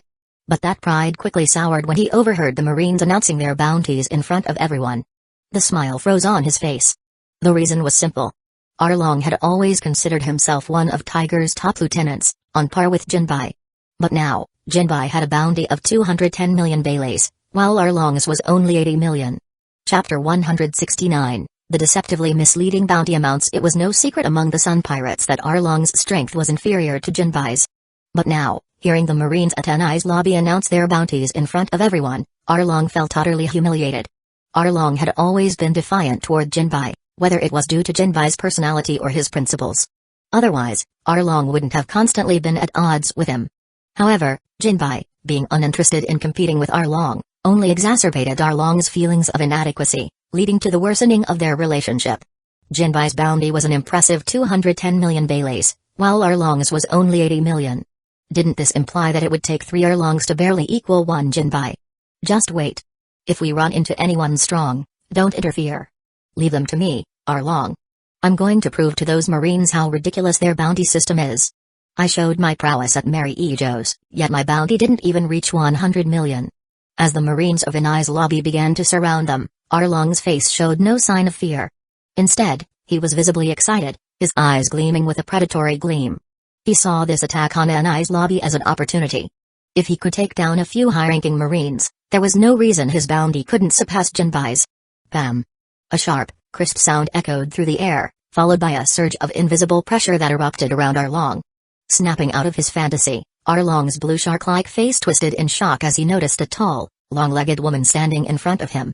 The woman, clad in a peach-colored kippa with a justice cloak draped over her shoulders, had long, straight black hair that flowed with the breeze. She looked even more commanding than most men.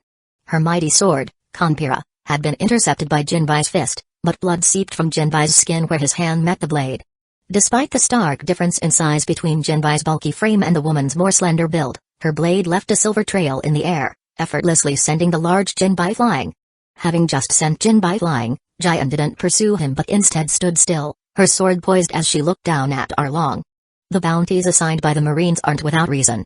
Clearly, you don't deserve a bounty exceeding 100 million, and even that 80 million bounty you have is heavily inflated. If not for that big fish man over there, your head would already be rolling on the ground. You wouldn't even have a chance to boast in front of us Marines.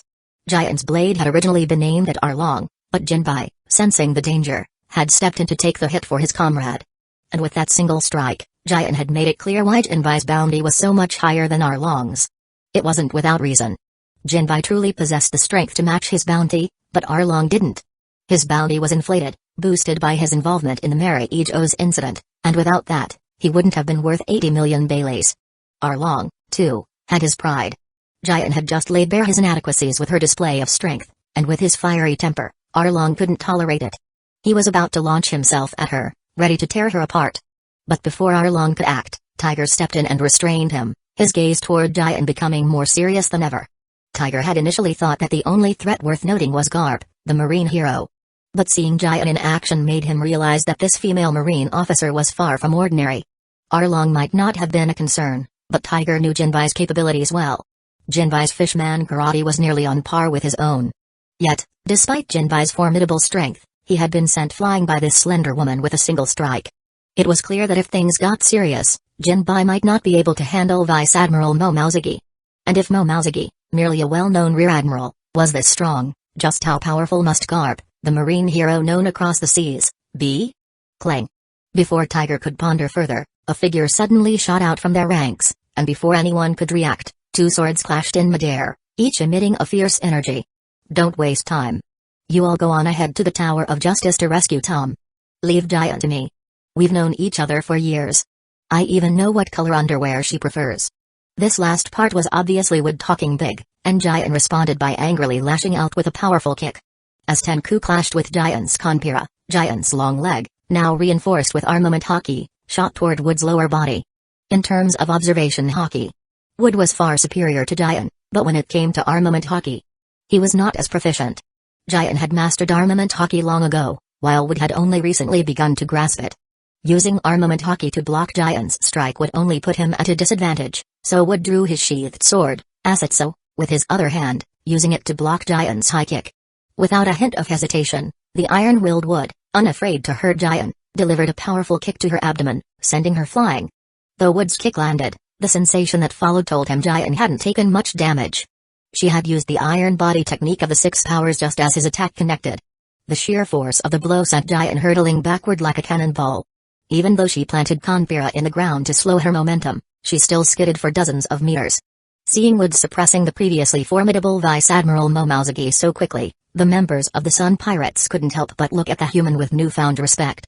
They thought, if someone like Wood could be close friends with our own sword saint, Yasuo, he must be no ordinary human. Judging by the strength Wood had just displayed, his bounty of 120 million Baileys seemed far too low. It was deceptively misleading.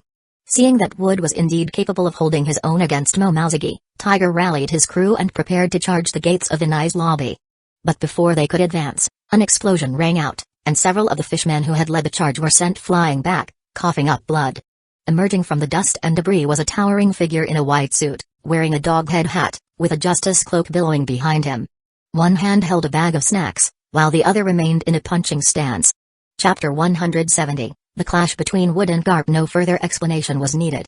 The man standing there, calmly eating snacks despite the chaos around him, could only be the one known as the hero of the Marines.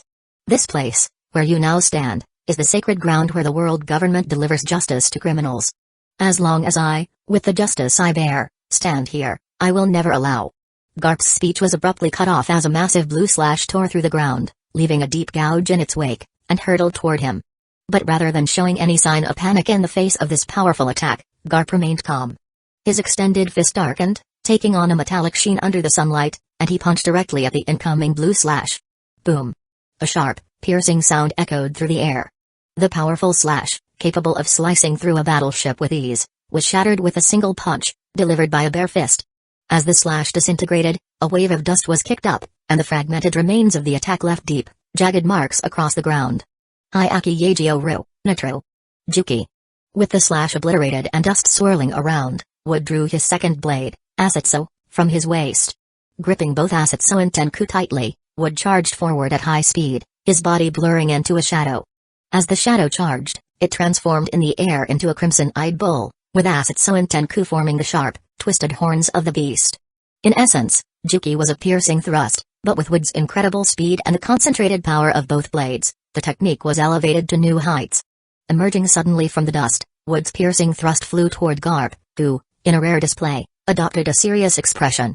With exceptional dynamic vision, Garp tracked Wood's movements and accurately predicted the trajectory of the attack. In the next instant, Garp's fist, imbued with advanced armament hockey, struck out. The punch not only shattered the sound barrier, creating a sonic boom, but also collided head-on with the tips of Wood's swords, Asetsu and Tenku. Boom! A massive explosion erupted as the strongest armament hockey clashed with a near sword master level thrust. The moment they collided, the ground beneath them crumbled like tofu, leaving a large crater in its wake. The shock wave from the impact created a violent windstorm that blew away all the Marines nearby.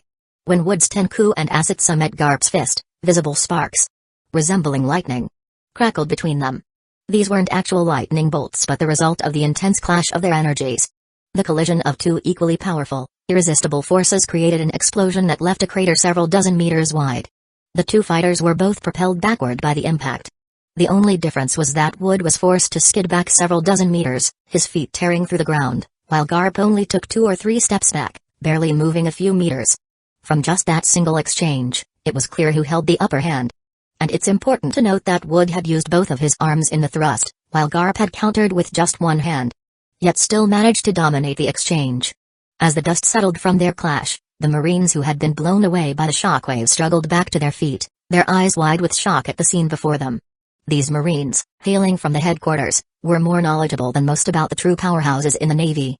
They knew that Wood was a former Marine major, but unfortunately, before his defection, they had never heard of him. After all, in the vast ranks of Marine headquarters, a major was one of the lowest-ranking officers, not quite as common as dirt, but not particularly remarkable either. And yet, this seemingly unremarkable officer had just gone toe-to-toe with Vice Admiral Garp, the hero they had always considered unbeatable. You all go after the others.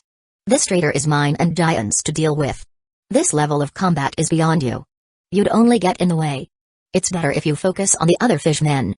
Hearing Garp's words, the Marines who had came to assist from headquarters suddenly realized that during Wood's clash with Garp, the fishmen and the members of Wood's pirate crew had used the chaos to slip away. The headquarters captain, who was third in command on this mission, also believed that with Vice Admiral Garp and Rear Admiral Momousagi, there was no way they couldn't handle Wood. So, with confidence, he led his troops in pursuit of Tiger and the others. It's truly surprising how much you've grown in just a few years, Wood. I was worried that if I didn't hold back, I might cripple you, and then how would you escape the Navy's grasp? But it seems I was worrying for nothing. With strength like this, I can afford to take things a bit more seriously.